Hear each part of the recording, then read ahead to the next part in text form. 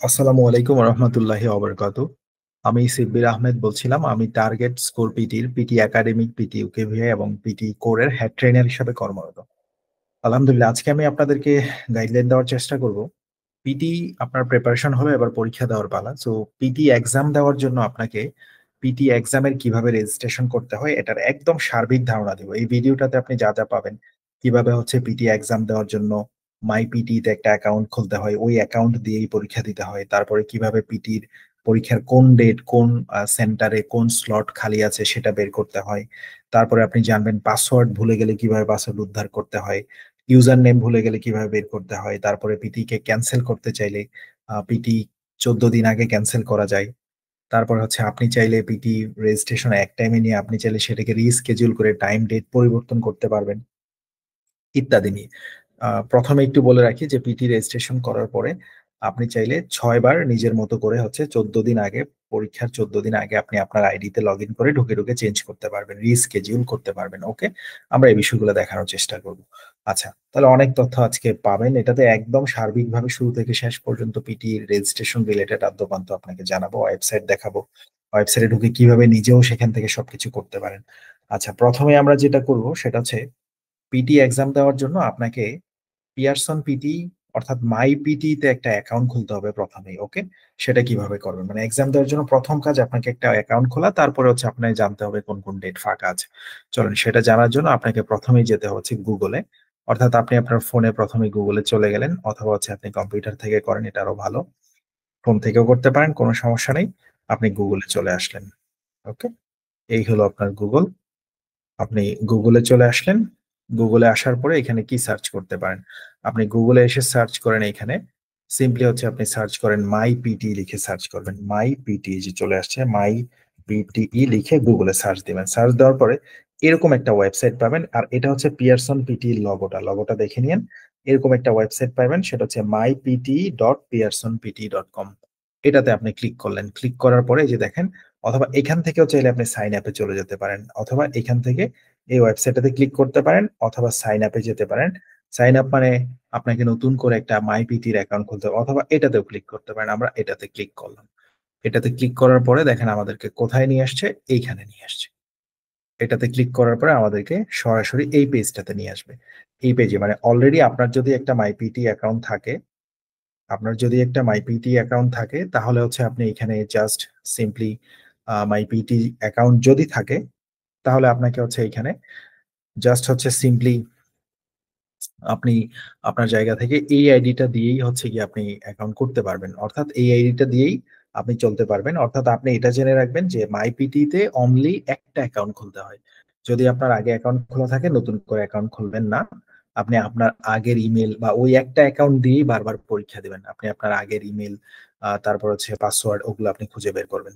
ওকে, so just হচ্ছে এইখানে আপনার ওটাই করা দরকার। আচ্ছা, চলে গেলাম। এবার আসেন আমাদের এখানে এই মাই পিটির এখানে। আপনাকে এখানে জাস্ট সিম্পলি যদি আপনার আগে হচ্ছে ইমেল ওপেন করা থাকে বা অ্যাকাউন্ট, এখানে সেই ইমেলটা ইউজার আইডিটা দিবেন আর পাসওয়ার্ডটা দিয়ে লগ ইন করে ফেলবেন, তাহলে তো হয়েই গেল।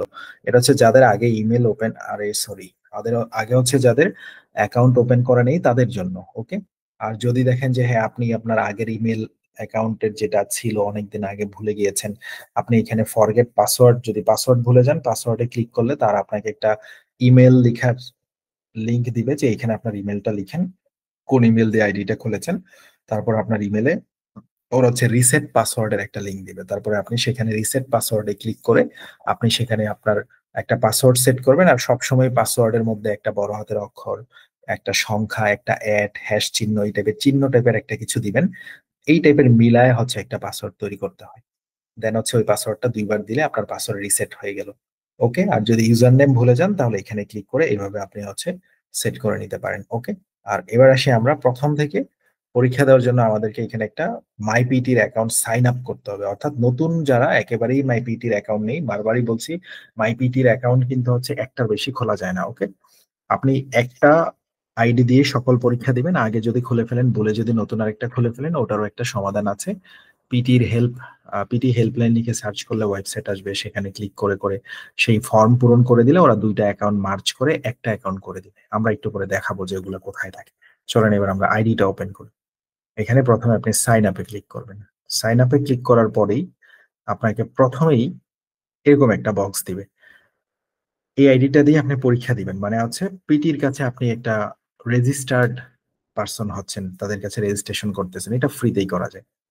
এখানে প্রথমে একটা ইউজার নেম দিবেন, সবসময় চেষ্টা করবেন এটা একটা ইমেল দেওয়ার জন্য। ওকে, এটা একটা ইমেল দেওয়ার জন্য চেষ্টা করবেন, অন্য কোনো ইউজার নেম দেওয়ার দরকার নেই, দিতে পারেন সমস্যা নেই, বাট আপনি ইমেল দেন, ঠিক ওই ইমেলটাই দিবেন। আপনার যে ইমেলটা সব সময় ওপেন থাকে, অর্থাৎ আপনার রেগুলার যে ইমেলটা সবসময় সব জায়গায় ব্যবহার করেন, আপনার প্রধান ইমেলটা। ওকে, আমরা একটা ইমেল খুলে নিয়েছি, আমাদের আনাস আব্দুল্লাহ নামে একটা রেজিস্ট্রেশন আজকে আমরা করব। আমরা আনাস আব্দুল্লাহ থেকে ইমেলটাকে কপি করে নিয়ে আসতেছি, জাস্ট ওয়েট এন্ড সি। আমি আনাস আব্দুল্লাহ থেকে ইমেলটাকে কপি করে নিয়ে আসতেছি। আমরা একটা এই ইমেলটা মূলত তৈরি করেছি আসলে আপনাদের এই রেকর্ডেড ক্লাসটা তৈরি করার জন্য, জাস্ট এইটুকুই, আর কিছুই না। সবাই যেন একটা ভালো গাইডলাইন পায় আমার এটার মাধ্যমে, এই জন্য আমরা জাস্ট একটা এখানে এরকম একটা তৈরি করেছি, আর কিছুই না। ওকে, আচ্ছা, এবার আসেন এখানে আমি একটা ইমেল এখানে ফেললাম, ঠিক আছে। সো এই ইমেল ফেলে আমি দেখলাম এখানে কি আছে। সিম্পলি দেখেন আমার এই ইমেলটা হচ্ছে he is Anas Abdullah @gmail.com। Okay, so এটা হলো ইমেল। সিম্পলি আমরা এখানে ইমেলটা ফেললাম। এখন আপনি এখানে একটা পাসওয়ার্ড তৈরি করবেন। ওকে, এখানে আপনি একটা পাসওয়ার্ড তৈরি করবেন। এখন এই পাসওয়ার্ডটা কি হবে? দেখেন আপনাকে বলেছে কমপক্ষে 8টা ক্যারেক্টার হইতে হবে, অর্থাৎ 8টা শব্দ হইতে, মানে সরি 8টা অক্ষর হইতে হবে। একটা ছোট হাতের অক্ষর থাকতে হবে, একটা বড় হাতের অক্ষর থাকতে হবে, একটা নাম্বার থাকতে হবে, আর একটা স্পেশাল ক্যারেক্টার, ওই যে @, হ্যাশ চিহ্ন, এই টাইপের একটা কিছু। তো ধরেন আনাস আব্দুল্লাহর জন্য প্রোফাইল ওপেন করছি, এখানে আমরা লিখতে পারি হচ্ছে এরকম টাইপের কিছু লিখতে পারি, সে আমরা এখানে লিখতে পারি। আপনি সবসময় চেষ্টা করবেন একেবারে মোটামুটি মাঝামাঝি ক্যাটাগরি একটা দিলেন, আপনি মনে রাখতে পারলেই হলো। ধরেন আমি একটা ইমেল বানালাম, একটা পাসওয়ার্ড বানালাম, প্রথমে আব্দুল্লাহর এটা বড় হাতের লিখলাম। হ্যাঁ, আমরা এখানে একটা পাসওয়ার্ড বানাই, জাস্ট হচ্ছে আপনাদেরকে দেখানোর জন্য একটা পাসওয়ার্ড বানাই। সে আপনি আব্দুল্লাহর এটা বড় হাতের দিলেন, অর্থাৎ ধরেন আপনি এখানে ABDULL এরকম একটা পাসওয়ার্ড বানাতে পারেন। আমি আপনাকে গুগল থেকে একটা পাসওয়ার্ড তৈরি করে দেখাই। ধরেন আপনি এখানে এসে এরকম করে একটা পাসওয়ার্ড লিখলেন, আনাসের জায়গায় লিখলেন, অথবা আব্দুল্লাহ এটা বড় হাতের দিলেন, তারপরে একটা দিলেন, তারপরে একটা ধরেন ডলার চিহ্ন দিলেন, তারপরে এখন ধরেন যে আপনি আপনার দুই একটা পরিচিত সংখ্যা দিলেন, ধরেন 57 দিলেন। হ্যাঁ, এরকম টাইপের একটা তৈরি করবেন। অলরাইট, ধরেন আমরা এটাই তৈরি করলাম, কিন্তু আমি এটা তৈরি করব না, সেখানে আমি আরেকটা দিয়ে রাখবো, আপনাকে অন্য পেজে নিয়ে আসছি যেন আপনি পাসওয়ার্ডটা পুরোটা না দেখতে পারেন। ওকে, সো আমি এইটুকু রাখলাম। আমি এটা চেঞ্জও করে ফেলতে পারি, সিম্পলি এটা আমি ওখানে নিয়ে ফেলবো। জাস্ট হচ্ছে ওখানে ফেলে আসছি, আপনাকে ওই স্ক্রিনটা দেখাবো না, জাস্ট আমি এটা ওখানে ফেলেছি, এবং আমি সেখানে আরো অনেক কিছু দিয়ে রেখেছি, সেটা আপনি হয়তো দেখবেন না, অথবা আমি ধরেন এটা পুরোটাই চেঞ্জ করে ফেলেছি, হতে পারে। ওকে, সো আপনি জাস্ট পাসওয়ার্ডটা দেখে রাখলেন কিভাবে এটা তৈরি করতে হয়। এবার আপনি এটা দেখে ফেলার পরে আপনি চাইলে এখানে চোখের মধ্যে, আচ্ছা আপনি কোন পেজে আছেন? সো আমি এরকমটা করেছি আপনাকে এটা বোঝানোর জন্য যে একটা বড় হাতের এটা বড় হাতের দিয়েছি, ছোট হাতের দিলে কিন্তু হবে না। মানে একটা বড় হাতের রাখবেন, ছোট হাতের এক দুইটা রাখলেন, বড় হাতের দুই তিনটাও রাখতে পারেন, একটা দিতে পারেন, হ্যাশ দিতে পারেন। আপনি এখানে ডট দিয়েন না, ডট ছাড়া বাকি ওগুলা দিতে পারেন। একটা সংখ্যা, দুটা সংখ্যা, তিনটা সংখ্যা দিতে পারেন। আমি এখানে দেখেন আপনার জন্য কি করেছি, আনাস আব্দুল্লাহর এই পেজে নিয়ে এসেছি। সো আমি এখানে যখনই পাসওয়ার্ডটা ক্রিয়েট হবে সব কয়টা টিক চিহ্ন উঠবে। 8টা হলে এখানে এটাতে উঠবে, বড় হাতের অক্ষর পড়লে এটা টিক চিহ্ন উঠবে, ছোট হাতের অক্ষর পড়লে এটা উঠবে, নাম্বার পড়লে এটা উঠবে, এবং স্পেশাল ক্যারেক্টার চিহ্ন ওটা সেটা উঠলে এটা উঠবে। আপনি যেটা চোখের মধ্যে টিপ দিয়ে মানে ক্লিক করে এই পাসওয়ার্ডটা দেখতেও পারেন। এবার এটা ক্রিয়েট করে ফেলি আমরা, দেখেন এখানে ক্লিক করলাম, হয়ে যাবে ক্রিয়েট। এখনো ক্রিয়েট হয়নি, এই পেজে আসা মানেই কিন্তু ক্রিয়েট হয়নি, জাস্ট পাসওয়ার্ডটা রেডি হয়েছে। এবার আপনাকে এখানে কি কি করতে হবে দেখেন। প্রথমে আপনাকে বলতেছে তোমার অ্যাকাউন্ট ক্রিয়েট করার ক্ষেত্রে your name must exactly match your ID, অর্থাৎ আপনি যে পাসপোর্ট দিয়ে পরীক্ষা দিবেন, আর পিটির জন্য কিন্তু পাসপোর্ট লাগবে, অর্থাৎ লেটেস্ট পাসপোর্ট লাগবে, এটা একটু মাথায় রাখবেন। আর পাসপোর্টের মেয়াদ তো এমনিতেও ভিসা আবেদনের জন্য কমপক্ষে 6 মাস থাকা লাগে। আর আপনার যদি পাসপোর্ট দুইটা তিনটা থাকে, সব কয়টাই পরীক্ষার হলে নিয়ে যান, সব কয়টাই কাজে লাগবে, অর্থাৎ লেটেস্টটা লাগবে। আপনি পাসপোর্ট অনুযায়ী এখানে পূরণ করবেন, অন্য কোনো আইডি অনুযায়ী পূরণ করিয়েন না, এটাই ভালো। ইউর ভ্যালিড পাসপোর্ট, পাসপোর্ট অনুযায়ী পূরণ করেন। Make sure your all given names and surnames, অর্থাৎ পাসপোর্টের মধ্যে যে গিভেন নেম আর সারনেম জায়গাটা থাকে সেটা যেন কারেক্ট হয়। ওকে, একদম হুবহু পাসপোর্টের মতো করবেন, আর কিছুই না। ঠিক আছে। সো এখানে ওরা বলতেছে গিভেন নেম জিনিসটা কি। গিভেন নেমটা হচ্ছে this is your first and middle names. ধরেন আপনার নাম হচ্ছে রফিকুল ইসলাম চৌধুরী। তাহলে রফিকুল ইসলাম চৌধুরী তিনটা শব্দে আপনার নাম। তাহলে আপনার গিভেন নেম, অর্থাৎ এই গিভেন নেমের মধ্যে আপনাকে ব্যবহার করতে হবে ফার্স্ট নেম এবং হচ্ছে গিয়ে মিডল নেমস গুলো। সে আপনার নাম রফিকুল ইসলাম চৌধুরী, তাহলে এই গিভেন নেমে দিবেন রফিকুল ইসলাম, আর হচ্ছে গিয়ে আপনার এখানে দিবেন চৌধুরী। ঠিক আছে। আচ্ছা, এই গিভেন নেমে দিবেন হচ্ছে রফিকুল ইসলাম, আর এখানে দিবেন চৌধুরী। ধরেন কারো নাম হচ্ছে বেলাল হোসাইন, তাহলে তার নামই দুইটা। তাহলে বেলাল পড়বে এখানে, হোসেন পড়বে এখানে। সব সময় সারনেমে লাস্টের শব্দটা পড়ে, আর সব বাকি শব্দগুলা গিভেন নেমে দিয়ে দিবেন। এখানে লিখে আছে ফার্স্ট নেম আর মাঝখানে যদি কিছু থাকে, তিন শব্দ হলে প্রথম দুইটা গিভেন নেমে দিবে, চার শব্দ হলে প্রথম তিনটা দিবে। অর্থাৎ সারনেমে শুধু হচ্ছে একটা নেম, লাস্টেরটা। ইভেন এটা আপনার পাসপোর্টের মধ্যে সুন্দর করে শো করাই থাকে। চলেন আপনাকে এবার একটা পাসপোর্টের ছবি দেখানো যাক, তাহলে আরেকটু ক্লিয়ার হয়ে যাবেন আপনি। ঠিক আছে, আমি আপনাকে এবার একটা পাসপোর্টের ছবি দেখাই, গিভেন নেম আর সারনেমটা কোত্থেকে আসতে হয় সেটা একটু দেখাচ্ছি। আচ্ছা, আমি গুগল থেকে একটা নিয়েছি, একটা পাসপোর্টের ছবি নিয়েছি। যেমন ধরেন এটা, এখানে কি লিখে আছে দেখেন। ওনার নাম হচ্ছে মূলত এমডি মতিউর রহমান খান। এখানে এই যে ঠিক উপরে আপনি দেখতে পাচ্ছেন, কি দেখতে পাচ্ছেন, এখানে দেখেন আপনার পাসপোর্টে লিখে আছে, প্রথমে সারনেমটা থাকে, ওই যে সারনেমে আছে খান, আর গিভেন নেমে আছে এমডি মতিউর রহমান। ওই যে আমি বলেছি সারনেমে শুধু লাস্টের শব্দটা হয়, আর বাকি শব্দগুলো গিভেন নেমে হয়। আর পাসপোর্টের মধ্যে সারনেম আগে থাকে, গিভেন নেম পরে থাকে। সো আপনি জাস্ট গিভেন নেমে যা যা লিখে আছে সেটা গিভেন নেমে বসাবেন। আপনি সার নেমে যা যা বসা আছে সে লিখে আছে সেটা বসাবেন। ধরেন আমরা আজকে সিলেক্ট করেছি, আমরা তৈরি করব হচ্ছে ধরেন আনাস আব্দুল্লাহ, তাহলে তার পাসপোর্টের এখানে সার নেমে আব্দুল্লাহ থাকবে, আর গিভেনের মধ্যে আনাস থাকবে। আর যদি তার নাম হয় এমডি আনাস আব্দুল্লাহ, তাইলে আব্দুল্লাহ ওই সার নেমেই থাকবে, দুইটা থাকবে গিভেন নেমে। অর্থাৎ সার নেমে সবসময় লাস্টের একটা শব্দ থাকে, আর গিভেন নেমে এক, মানে বাকিগুলা থাকে। ঠিক আছে। সো আপনি এখান থেকে দেখে দেখে বসাবেন। আপনার পাসপোর্টে যেটা গিভেন নেম ওটাই বসাবেন, পাসপোর্টে যেটা সারনেম ওটাই সারনেমে বসাবেন। এখন কথা হচ্ছে পাসপোর্টে যে সব বড় হাতের, আপনাকে কি সব বড় হাতে বসানো লাগবে? অন্যভাবে বসানো যাবে না? বসানো যাবে, কোনো সমস্যা নেই, আপনি আপনার মতো করে বসাতে পারবেন। চলেন আমরা হচ্ছে আপনাকে আরেকবার নিয়ে গেলাম আমাদের সেই রেজিস্ট্রেশনের পেজে, যেখানে আমরা রেজিস্ট্রেশন করছিলাম সেখানে চলে গেলাম। এবার আসেন এই গিভেন নেম আর হচ্ছে এইখানে এই গিভেন নেমে এবার আমরা বসানোর চেষ্টা করছি আনাস আব্দুল্লাহ। এখন গিভেন নেমের মধ্যে আমরা দেখলাম পাসপোর্টে যদিও সারনেম আগে থাকে, গিভেন নেম পরে থাকে, কিন্তু গিভেন নেম পরেরটা আমরা আগে বসালাম। ধরেন এখানে নাম হচ্ছে আনাস, এন এস আনাস আব্দুল্লাহ, তাহলে আব্দুল্লাহ চলে যাবে পরেরটাই, A B D U double L A H. আপনি চাইলে নামের ক্ষেত্রে প্রথমটা বড় হাতের দিয়ে বাকিগুলো ছোট হাতের, প্রথম শব্দটা বড় হাতের দিয়ে বাকিগুলো ছোট হাতের, অথবা সব কয়টাই আপনি চাইলে বড় হাতের দিতে পারেন, এরকম করে আনাস পাসপোর্টের মতো। সো ওটা দেখতে বেশি একটা ভালো লাগছে না আমার কাছে, আমি এইভাবেই দিলাম। ওকে, আনাস আব্দুল্লাহ।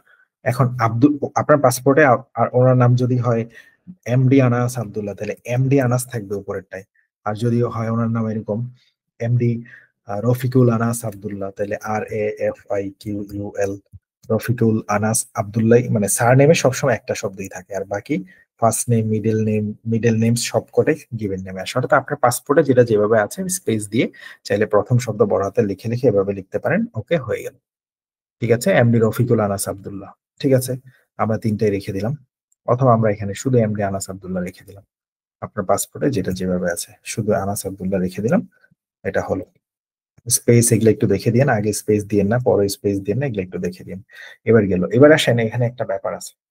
অনেকের পাসপোর্টে দেখবেন গিভেন নেমের মধ্যে আনাস দেওয়া আছে, সার নেমে কিচ্ছু নাই। যেরকম আমি এরকম অনেককে দেখেছি। ধরেন আহ ধরেন হচ্ছে আপনার এরকম অনেকের নাম আছে, সে ওর নাম আমিন, শুধু পাসপোর্টে লেখা আমিন, ওর গিভেন নেমে শুধু আমিন লেখা।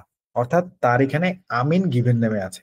তাহলে সে, অথবা ধরেন কারো নাম শুধু আনাস লেখা, শুধু একটা শব্দই উঠেছে সে পাসপোর্ট করার সময়, অথবা সার্টিফিকেট অনুযায়ী কিন্তু পাসপোর্ট করবেন, সার্টিফিকেটের মধ্যে শুধু আছে আনাস, আর কিছু নাই। তাহলে তার গিভেন নেম আনাস, তাহলে তার পাসপোর্টে সারনেম খালি। তখন কি করবেন? এখানে I do not have surname on my passport, তাহলে এইখানে এই বক্সটাতে ক্লিক করবেন। তখন এটা অটোমেটিক্যালি আপনার মানে হাইড হয়ে যাবে, আপনি চাইলে লিখতে পারবেন না। যদি আপনার পাসপোর্টে সারনেম না থাকে তাহলে এটাতে ক্লিক করবেন। এবার আসেন আরেকটা ব্যাপার, যে আমার নাম আনাস, সেটা উঠে গেছে ধরেন আপনার, সেটা উঠে গেছে সারনেমের মধ্যে, অথবা শুধু আব্দুল্লাহ উঠেছে সারনেমে, সে আব্দুল্লাহ উঠেছে সারনেমে, গিভেন নেমে পাসপোর্টে কিছু নাই।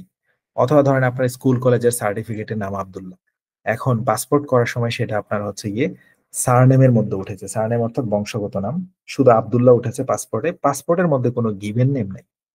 তো পাসপোর্টের মধ্যে যদি গিভেন নেম না থাকে তখন এখানে জাস্ট একটা সিঙ্গেল ফুল স্টপ দিবেন, মানে ডট দিবেন, আর কিছুই না, ডট দিয়ে চলে যাবেন। এরকম করে এখানে শুধু একটা ডট থাকবে। ওকে, আর কিছু করা লাগবে না।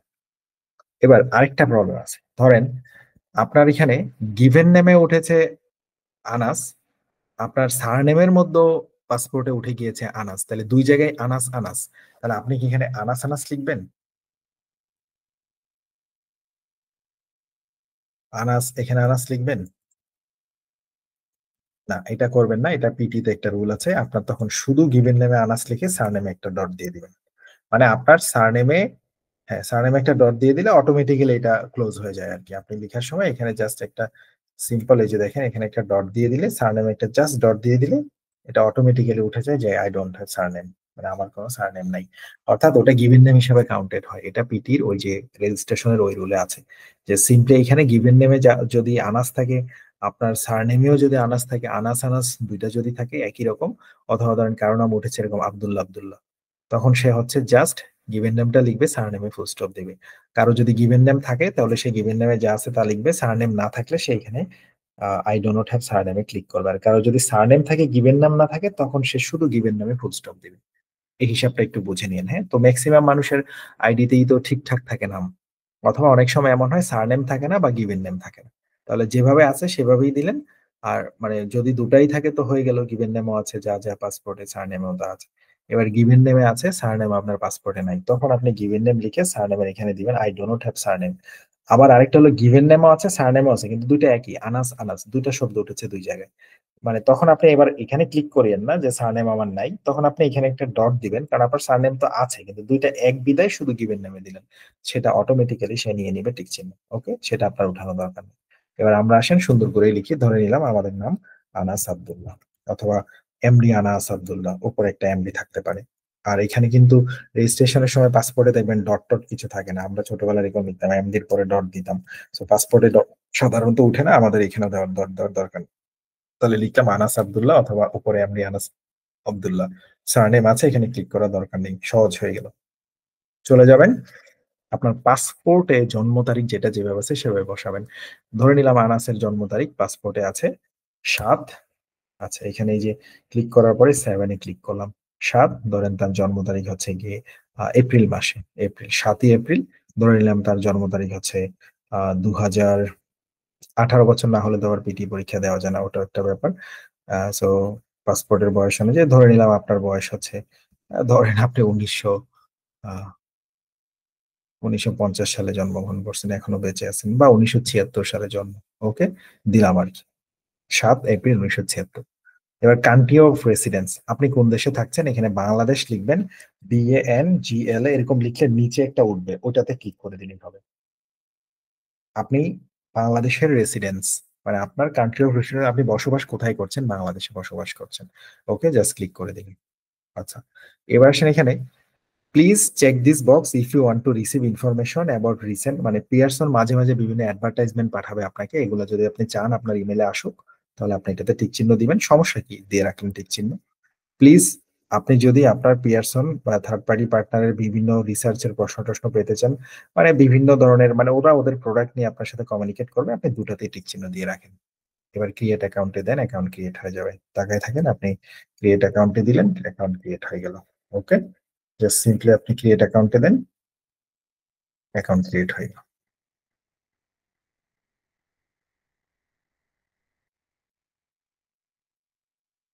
আচ্ছা, আমাকে বলতেছে passport is password is too weak, আমার পাসওয়ার্ডটা একটু দুর্বল লাগতেছে ওদের কাছে, আমাকে বলতেছে এই ধরনের পাসওয়ার্ড না দিতে। আমার পাসওয়ার্ডে নাকি আনাস আব্দুল্লাহ আব্দুল্লাহ রয়ে গিয়েছে লাস্ট নেমে, তাহলে এটাকে আমরা একটু চেঞ্জ করে দিই।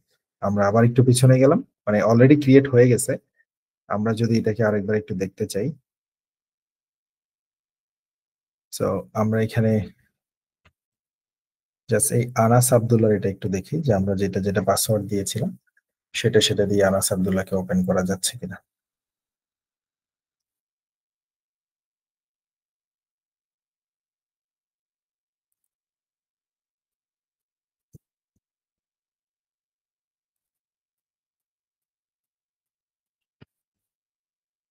আচ্ছা, এখানে আমরা বসালাম হি জানাস আব্দুল্লাহ। এবার আমরা ওই পাসওয়ার্ডটা এখানে একটু বসাই।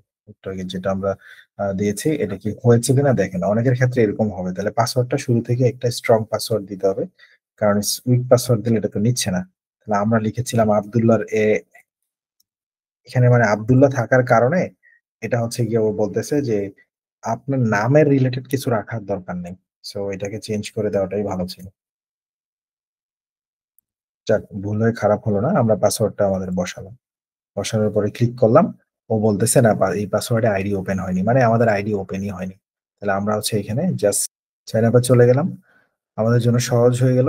ওই যে আমাদের ইমেলটা দিলাম, জাস্ট দিয়ে দিলাম হিজানাস আব্দুল্লাহ। এবার আমরা একটা কঠিন পাসওয়ার্ড দিব। ঠিক আছে, এবার আমরা একটা ধরেন খুবই কঠিন টাইপের পাসওয়ার্ড দিলাম। সে আমরা এখানে প্রথমটা বড় হাতে লিখলাম, এই যেরকম লিখবে না নিচের গুলো টিক চিহ্ন উঠবে, বুঝছেন?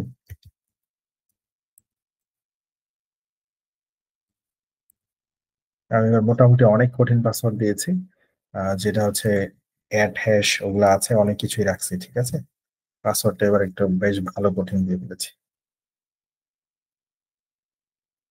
এবার দেখা যাক, ওই পাসওয়ার্ড দিয়ে আমরা এবার লাস্টে ওখানে গেলাম।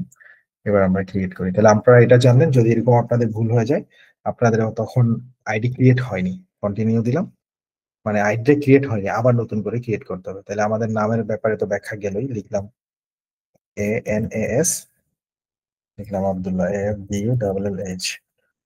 আমার সারনেম আছে, এখানে লিখছিলাম ধরেন নতুন একটা জন্ম তারিখ দেই, 28 মার্চ, ধরেন দিলাম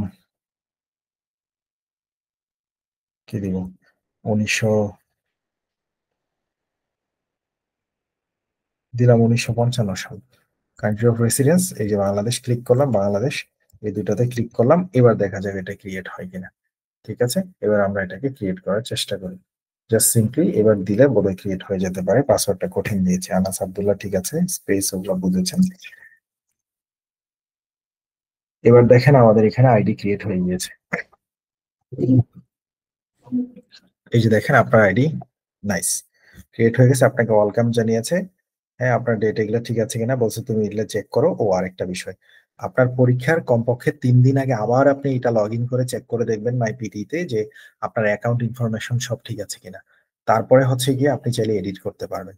ওকে, পরীক্ষার 3 দিন আগ পর্যন্ত খেয়াল রাখবেন, নয়তো ম্যাচ না করলে কিন্তু পরীক্ষা দিতে দিবে না। ওকে, গট ইট। এবার আপনি এরকম একটা দেখতে পাবেন, 3টা অপশন আছে। আপনার অ্যাকাউন্ট ক্রিয়েট হয়ে গিয়েছে, এবার এটাতে ক্লিক করলে ভেরিফাই ইমেল করতে হবে, তারপর ইমেল প্রোফাইলটা কমপ্লিট করতে হবে। এখন ভেরিফাই ইমেলে ক্লিক করবেন। ভেরিফাই ইমেল মানে এই যে আপনার যে একটা ইমেল দিয়েছেন, যে ইমেল আপনি ইউজারের হিসেবে দিয়েছেন, সবসময় চেষ্টা করবেন আপনার মেইন ইমেলটা দেওয়ার।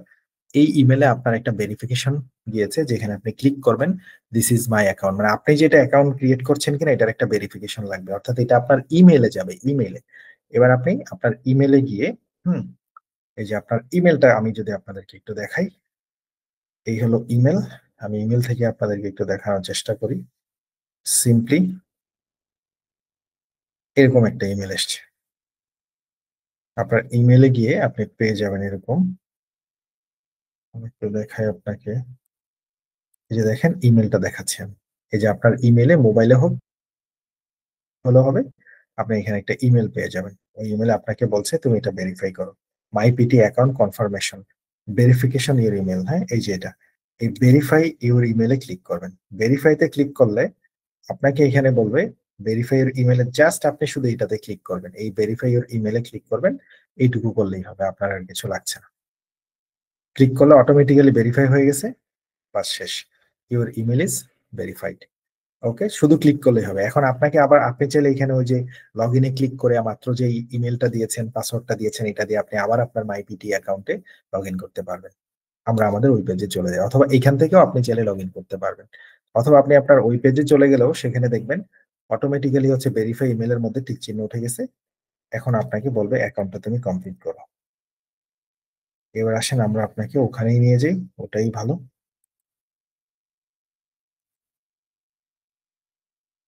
আচ্ছা, এই যে দেখেন আমরা এখানে নিয়ে আসছি, আপনাদের ওই ইমেলে নিয়ে আসছি না? এই যে দেখছেন এখানে অটোমেটিক্যালি ভেরিফাই ইমেলে টিক চিহ্ন উঠে গেছে, মানে ইমেল ভেরিফাই হয়ে গেছে, ওখানে লগ ইন করার দরকার নেই।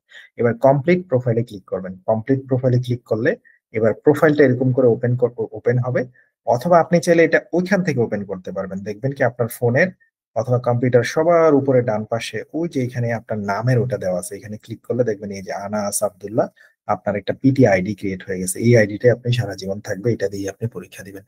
আপনি চাইলে এখান থেকে অ্যাকাউন্টে ক্রিয়েট করলেও এই কমপ্লিট প্রোফাইলের এটা আসবে, এই যে প্রোফাইল অপশন আসবে, অথবা ওইটাতে দিলেও আসবে এই প্রোফাইল অপশনে। আর আপনার পাসওয়ার্ড এই প্রোফাইল অপশনে ক্লিক করেন, ক্লিক করার পরে দেখেন আপনার গিভেন নেম আনাসের মধ্যে বসেছে, আপনার ইমেলের জায়গায় বসছে। হ্যাঁ, ইমেল কিন্তু এটাই থাকবে, ইমেল চেঞ্জ করে দিয়েন না, একই ইমেল রকম রাখার চেষ্টা করবেন। ইউজার নেম থাকছে ওই যে আপনার সার নেমে আব্দুল্লাহ বসেছে। এবার আপনি বাকি ঘরগুলা পূরণ করবেন। আপনার জন্ম তারিখ বসছে, এবার এই পাশে আসেন, আপনি ছেলে নাকি মেয়ে? আপনি যদি ছেলে হন মেইলে ক্লিক করলেন। আচ্ছা, আর আপনি যদি অন্য কোনো জেন্ডারের হন, ছেলে মেয়ে ছাড়া, ওটাতে ক্লিক করবেন। এবার আপনার ডেট অফ বার্থ এই যে এইখানে ডেট অফ বার্থ আপনি এটা বসিয়েছেন, 28 মার্চ, ওটা বসেছে। এবার প্লেস অফ বার্থে কি দিবেন খেয়াল রাখেন, সব সময় প্লেস অফ বার্থে দিবেন আপনার পাসপোর্টে সিটিতে যেটা লেখা আছে, আপনার পাসপোর্টে লিখাই থাকে প্লেস অফ বার্থ। দেখেন আমি আপনাকে দেখাই, খেয়াল রাখবেন, অলওয়েজ প্লেস অফ বার্থে দিবেন পাসপোর্টে যেটা লেখা আছে। এই দেখেন পাসপোর্টের মধ্যে সুন্দরভাবে দেখেন প্লেস অফ বার্থ, ওই যে ইংরেজিতে লেখা আছে, পাসপোর্টে জন্মস্থান লেখা থাকে, প্লেস অফ বার্থে একটা শহরের নাম লেখা থাকে, একটা জেলার নাম লেখা থাকে। এই এই পাসপোর্টটা যেটা নিয়েছি আমি, এখানে লেখা আছে গাজীপুর। আচ্ছা, মতিউর রহমান ভাইকে ধন্যবাদ যে ওনার পাসপোর্টের এই ছবিটা ব্যবহার করছি। আমি জানি না, এটা গুগল থেকে সার্চ করে নিয়েছি। আচ্ছা, তো এখানে যদি ভাই অপরাধ হয়ে থাকে সরি, আমি জানি না আপনি ভিডিওটা দেখছেন কিনা, আর দোয়া রইল আপনার জন্য। এখানে আপনার প্লেস অফ বার্থ হচ্ছে Gazipur, place of birth Gazipur, অথবা ধরেন আনাস আব্দুল্লাহর নামে করছি, তার এখানে লিখে আছে ঢাকা, সে লিখবে ঢাকা। ওকে, প্লেস অফ বার্থ এই যে পাসপোর্টের গায়ের মধ্যে লিখে আছে, আশা করি বুঝতে পেরেছেন। এই পাসপোর্টের গায়ের এই প্লেস অফ বার্থ এখানে লিখাই থাকে। চলে গেলাম আপনাকে নিয়ে আবার সেখানে, অর্থাৎ আমাদের যেখানে আমরা পূরণ করছিলাম, এবার সেখানে আপনি লিখবেন প্লেস অফ বার্থ। ধরেন আপনার তার মধ্যে ঢাকা লিখে আছে, আপনি এবার এখানে এসে প্লেস অফ বার্থে এখানে লিখেন DHA কে। আপনি চাইলে এটা পুরোটাই বড় হাতের লিখতে পারেন, মানে পাসপোর্টে নাম ঠিকানা সবই বড় হাতের থাকে, সব বড় হাতের আপনার দিতে হবে এমন কোনো কথা নেই। ঢাকার ডিটা বড় হাতের দিলে হবে, আবার সব ছোট দিয়েন না, ডিটাও অন্তত বড় হাতের দিতে হবে। DHA কে এইটুকু আপনারা জানেন। প্লেস অফ বার্থ আপনি লিখছেন ঢাকা, DHA কে হয়ে গেল। এবার আপনি কান্ট্রি অফ সিটিজেনশিপ, আপনি কোন দেশের মানুষ, আপনার সিটিজেনশিপ যদি বাংলাদেশি হয় তা আপনি লিখবেন BNGL, এটা এখানে অটোমেটিক্যালি সার্ভারে দেওয়া থাকে, এই বাংলাদেশটা উঠছে এখানে। আপনার সিটিজেনশিপ না আপনার নাগরিকত্ব কোন দেশের, আপনি বাংলাদেশি, বাংলাদেশি। অ্যাড্রেসের ঘরে অ্যাড্রেস লিখবেন। আর এই পাশে আপনার ওকে কান্ট্রি অফ বার্থ, আপনি কোথায় জন্মগ্রহণ করেছেন। আপনি বাংলাদেশে জন্মগ্রহণ করলে আবার ওইখানে বি দিয়ে লিখলেই বাংলাদেশ নিচে থেকে চলে আসবে, BNGL এ। এই বাংলাদেশ অর্থাৎ অর্থাৎ আপনার পাসপোর্টটা যেই দেশে, আপনি ওই দেশেই দিয়েন, কারণ আপনি তো বাংলাদেশেই জন্ম করেছেন, তাই বাংলাদেশি পাসপোর্ট পেয়েছেন। তো পাসপোর্ট যে দেশি সে দেশেই দেওয়া, আপনার জন্ম বাংলাদেশে, আপনি বাংলাদেশেই দিয়েছেন। ওকে, পাসপোর্ট যে দেশে সেটা পাসপোর্ট অনুযায়ী হইতে হবে, তাহলে দিলেন পাসপোর্টের বাংলাদেশ। এবার এখানে কান্ট্রি অফ রেসিডেন্স বাংলাদেশ, এটা তো আগে দিয়ে গেছেন, কোন দেশে থাকেন, দুটা হলো বাংলাদেশ। কান্ট্রি অফ সিটিজেনশিপ এটাও হলো বাংলাদেশ, অর্থাৎ কোন দেশে আপনার জন্ম, কান্ট্রি অফ বার্থ ওটা বাংলাদেশ। আপনি কোন দেশে বর্তমানে থাকছেন, বাংলাদেশ। কান্ট্রি অফ রেসিডেন্স আপনার অবস্থানও বর্তমানে বাংলাদেশে, দিলেন বাংলাদেশ। আপনার কান্ট্রি অফ সিটিজেনশিপ, আপনার এখানে আপনার কোন দেশের নাগরিকত্ব, এটাও বাংলাদেশ, তাহলে তিনটা হলো বাংলাদেশ। এবার অ্যাড্রেস, আর এই পাশে অ্যাড্রেসের শহর। দেখেন এটা কিন্তু এই ঘরটা কিন্তু এই ঘরের সাথে মিলানো। হ্যাঁ, সো এখানে অ্যাড্রেসে যা লিখবেন, আপনার পাসপোর্টে পার্মানেন্ট অ্যাড্রেস যেটা লেখা আছে সেটা লিখবেন। ধরেন আমি আপনাকে এখানে পাসপোর্টের পার্মানেন্ট অ্যাড্রেসে যেটা লেখা আছে সেটা অ্যাড্রেসের ঘরে লিখবেন, আর শহরের ঘরে শুধু সিটির নামটা লিখবেন, আর কিছু লিখবেন না। আচ্ছা, এবার আসেন আমি আপনাকে গুগলে নিয়ে যাই। ধরেন আমি আপনাকে গুগলে নিলাম, আপনার পার্মানেন্ট অ্যাড্রেসে লিখা আছে, ধরেন এরকম লিখা আছে, পাসপোর্টে সব বড় হাতের থাকে, HUSE হাউস, হাউস ধরেন 34/A, কমা, কমার পর স্পেস হয়, এগুলা তো শিখেছেন ক্লাসে। সো কমার পর স্পেস, কিন্তু কমার আগে স্পেস না, 34/A। তারপর লিখা আছে ধরেন আপনার বাসা হচ্ছে ধরেন আহ আহ, পুলের পার, PULER পুলের পার। তারপরে লিখা আছে আপনার ধরেন যে পুলের পার, তারপরে আপনার লিখা আছে এটা ধরেন কি লিখবো, সে আমি লিখলাম গুলশান, GULSHAN গুলশান। ধরেন 2 লিখা আছে, গুলশান 2, কমা লিখা আছে। তারপর আপনার এখানে লিখা আছে ধরেন, আমি এটা জাস্ট ধরার জন্য বানালাম, ধরেন লিখা আছে হচ্ছে আপনার পেশকার, আরো অনেক কিছু লিখে আছে। তারপরে কমা দিয়ে লিখে আছে ডিএচএ ঢাকা, এখানে এরকম হাইফেন দিয়ে লিখে আছে 1200, ধরেন যে 1207, এরকম ঢাকার একটা পোস্ট কোড থাকে, প্রত্যেক ঠিকানাতে একটা পোস্ট কোড আছে। এখন আপনি এই যে ঢাকাটা হলো আপনার মূল সিটি, তাহলে মূল সিটিটা লিখবেন, অ্যাড্রেসের দুইটা ঘর আছে, সিটির ঘরে শুধু ঢাকা লিখবেন। এবার আপনি ধরেন এটা আমরা কপি করলাম, হাউস, এইটুকু কপি করলাম, অর্থাৎ পাসপোর্ট থেকে আমরা দেখে দেখে লেখার চেষ্টা করলাম। এবার আমরা নিয়ে গেলাম আমাদের মাইপিটির ঘরে। মাইপিটিতে আসার পরে এবার দেখেন এই অ্যাড্রেসের ঘরে আপনি অনেক কিছু লিখতে পারবেন না, কপি করে পেস্ট করলাম, দেখেন শুধু পেশকার পর্যন্ত হয়েছে, এখানে আহ ইয়েটা হয়নি, ঢাকা 1202 এগুলো উঠেনি। অথবা কখনো কখনো আপনি দেখবেন আপনার অ্যাড্রেস পুরোটা এখানে উঠবে না, কিন্তু আপনার পুরোটা লেখার দরকার নেই, আপনার এখানে যে কয়টা জায়গা নিবে, ধরেন আপনি একটা সময় দেখলেন কি এখানে এসে পেশকারের আর জায়গা নিচ্ছে না, এ পর্যন্ত লিখে যাচ্ছে, পুরো শব্দ লিখে যাচ্ছে, তাহলে পুরোটাই বাদ দিয়ে দেন, লেখার দরকার নেই। তাহলে আপনি যেটা করতে পারেন,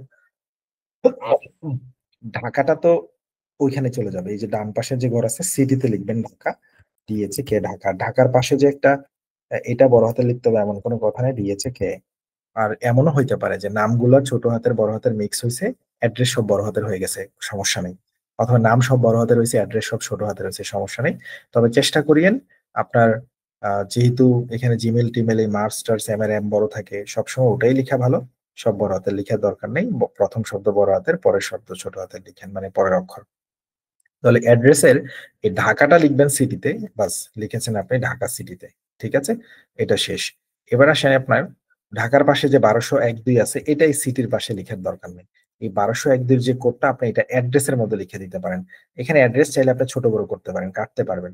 ধরেন আপনার এখানে হাউস আপনি লিখতে চাচ্ছেন না, জায়গা নিচ্ছে না, অথবা কোনো একটা সময় এমন হলো কারো হাউস লিখতে গিয়ে তার গুলশানের শুধু এইচ পর্যন্ত আসছে, বাকিটা তার আসে নাই, তাহলে সে কি করবে, হাউস কেটে দিয়ে সেটা লিখতে পারে, সেই হাউস কেটে দিলেন, মানে আপনি গুরুত্বপূর্ণ জায়গাগুলো লিখলেন, বাসা নাম্বার এত এত পুলের পার, এবার গুলশানটা জায়গা নিল।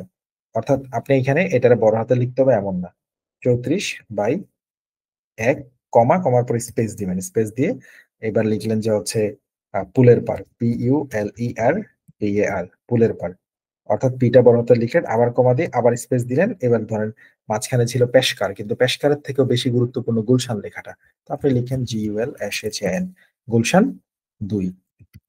এবার কমা দিয়ে যদি আর কিছু না লিখতে চান, কমা দেওয়ার দরকার না, আর যদি কমা দিয়ে ধরেন আরেকটু লিখতে চান, পেশকার যদি জায়গা হয়তো লিখবেন, হ্যাঁ লিখে দিলেন। অর্থাৎ আপনি অ্যাড্রেস থেকে ছোট বড় করতে পারবেন, শুধু চেষ্টা করবেন বাসার নাম্বার, অথবা যদি জায়গা হয়ে যেত জায়গা হয়ে গেল। আর এখানে ঢাকা থাকলে এইখানে ঢাকা লিখেন না, জায়গা হইলেও ঢাকা লিখার দরকার নেই, সিটিটা লিখবেন সবার শেষে আলাদা, শুধু এই ঘরটায়। বরঞ্চ ঢাকার পাশে যে 1202 ছিল ওইটা পেশকারের এখানে এনে আপনি বসায় দিতে পারেন, অথবা যদি আপনি ঢাকা লিখেও দেন সমস্যা নেই, সিটিতে ঢাকা লিখতেই হবে।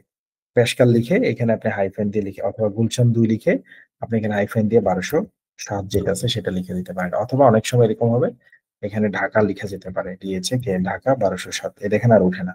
আর 1207 যে আপনার লিখতেই হবে, এই সংখ্যাটা যে দিতে হবে এমন কোনো কথা নেই, আপনি শুধু পেশকার পর্যন্ত রেখে দিলে হবে, ওই পাশে শুধু আপনার ঢাকা দিলেই হবে, সিটিতে শুধু ঢাকা দিলেই হবে। বুঝতে পেরেছেন? সিটিতে 1207ও দিতে পারেন, শুধু ঢাকা দিলেও চলবে।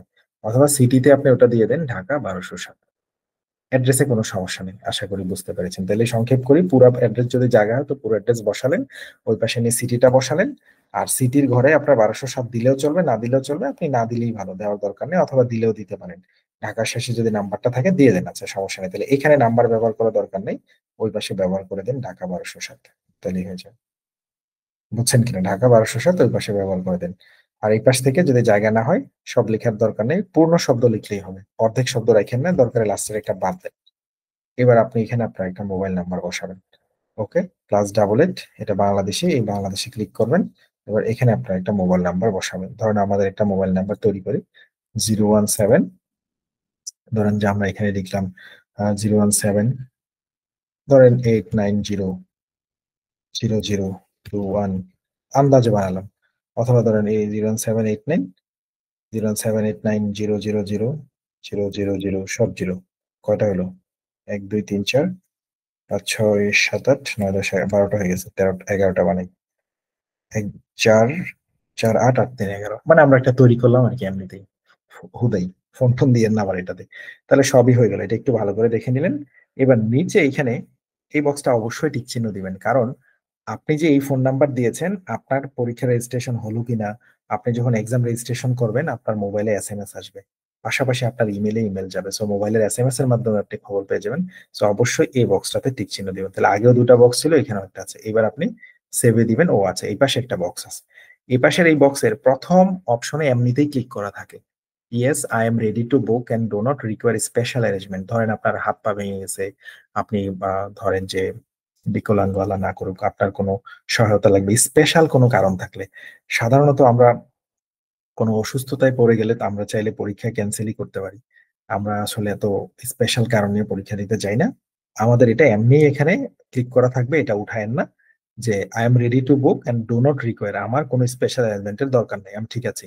আর এটাতে দেওয়া মানে কি, এটাতে দিলে আপনার কথা হচ্ছে একটু পরের পেজে গেলে বলবে যে হ্যাঁ, আপনার হচ্ছে পরীক্ষা কোনো কারণে বুক অফ করতে চাচ্ছেন, বা আপনি স্পেশাল কোনো ইয়েতে আছেন, বিপদে আছেন, এরকম দরকার নাই। সিম্পলি ইএসএ থাকুক, এটাই ভালো, উপরেরটাই থাকুক। অর্থাৎ নো, আমার এগুলা দরকার নেই, উপরেরটাই থাকুক। এবার সেভ দিয়ে দেন। সেভ, এই দেখেন সেভ হয়ে গেল, আপনার আইডি তৈরি হয়ে গেল। জাস্ট আপনার এখন সব কমপ্লিট।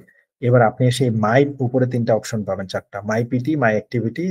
এই মাই পিটি তে ক্লিক করে দেখেন আপনার এখানে আর ওখানে, এখানে যদি বাদ থাকতো ভেরিফাই ইউর ইমেল, বাদ থাকতো যদি কমপ্লিট ইউর প্রোফাইল, তাহলে বুঝতেন আমার ঠিকানা লেখা বাদ আছে। ভেরিফাই ইমেল, ইমেল লেখা বাদ থাকলে ইমেল ভেরিফাই বাদ আছে, অর্থাৎ এখানে কিছু লেখা নাই মানে আপনি সব ঠিক আছেন।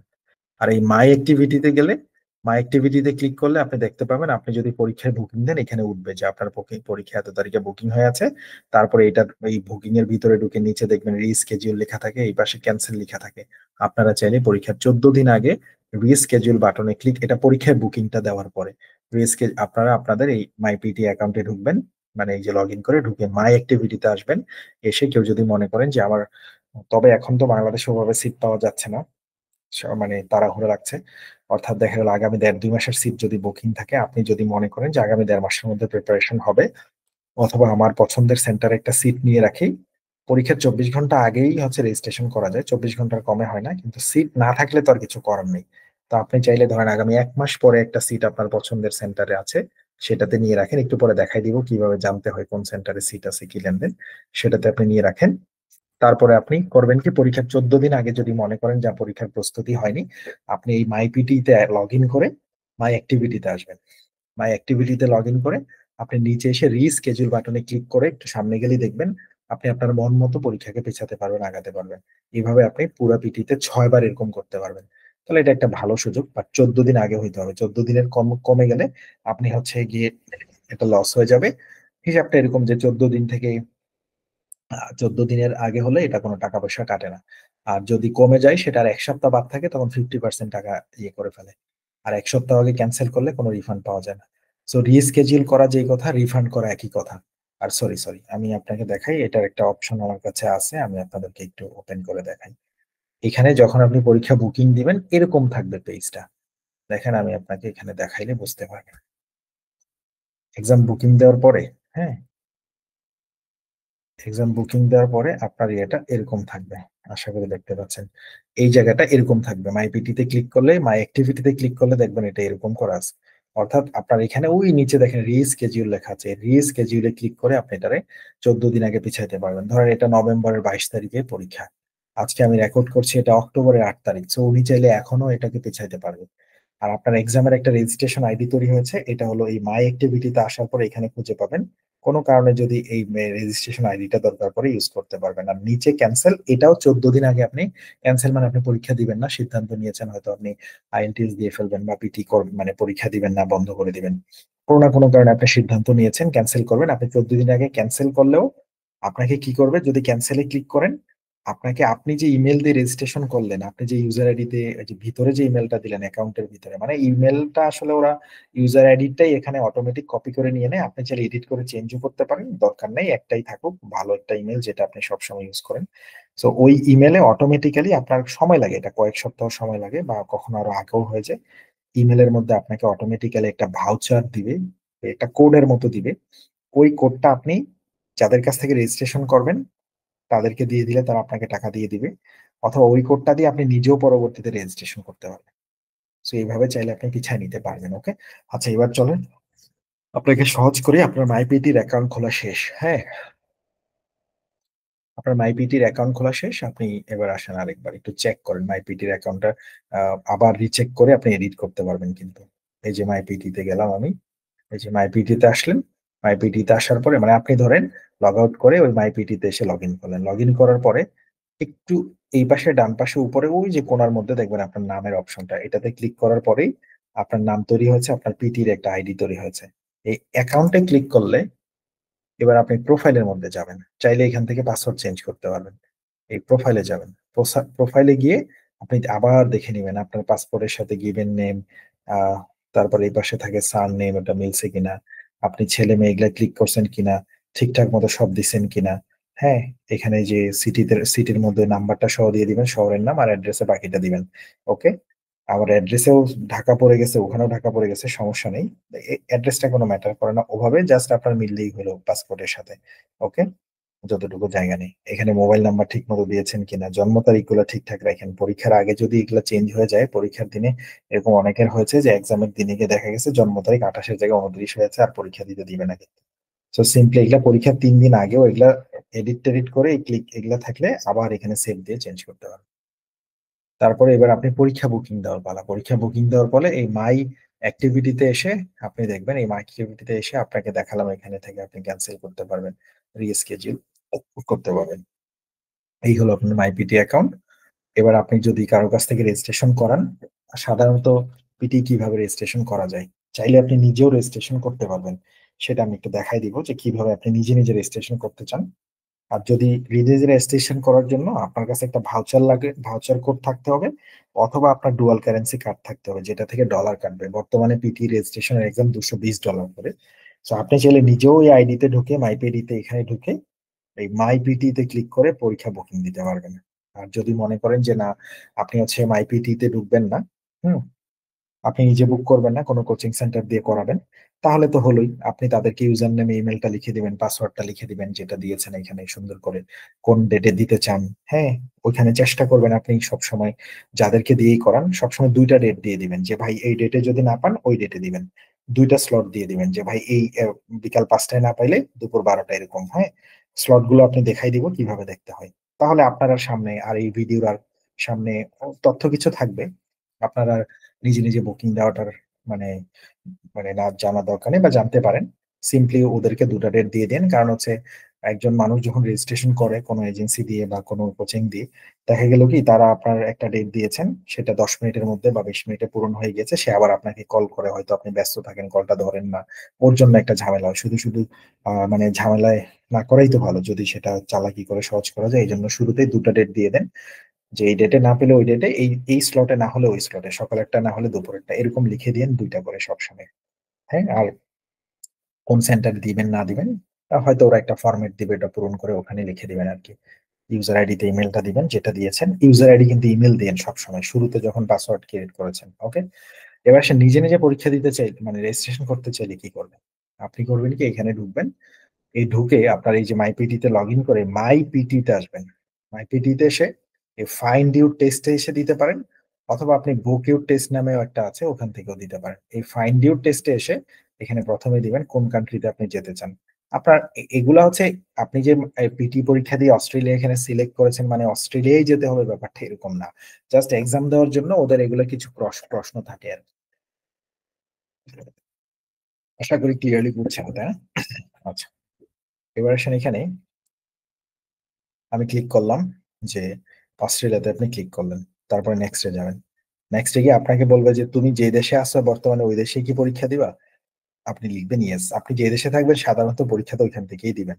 নেক্সটে যাবেন। যদি আপনি নিজে নিজে পরীক্ষা রেজিস্ট্রেশন করেন, আর কোচিং সেন্টার বা কেউ করে দিলে এগুলো আপনার দরকার নেই।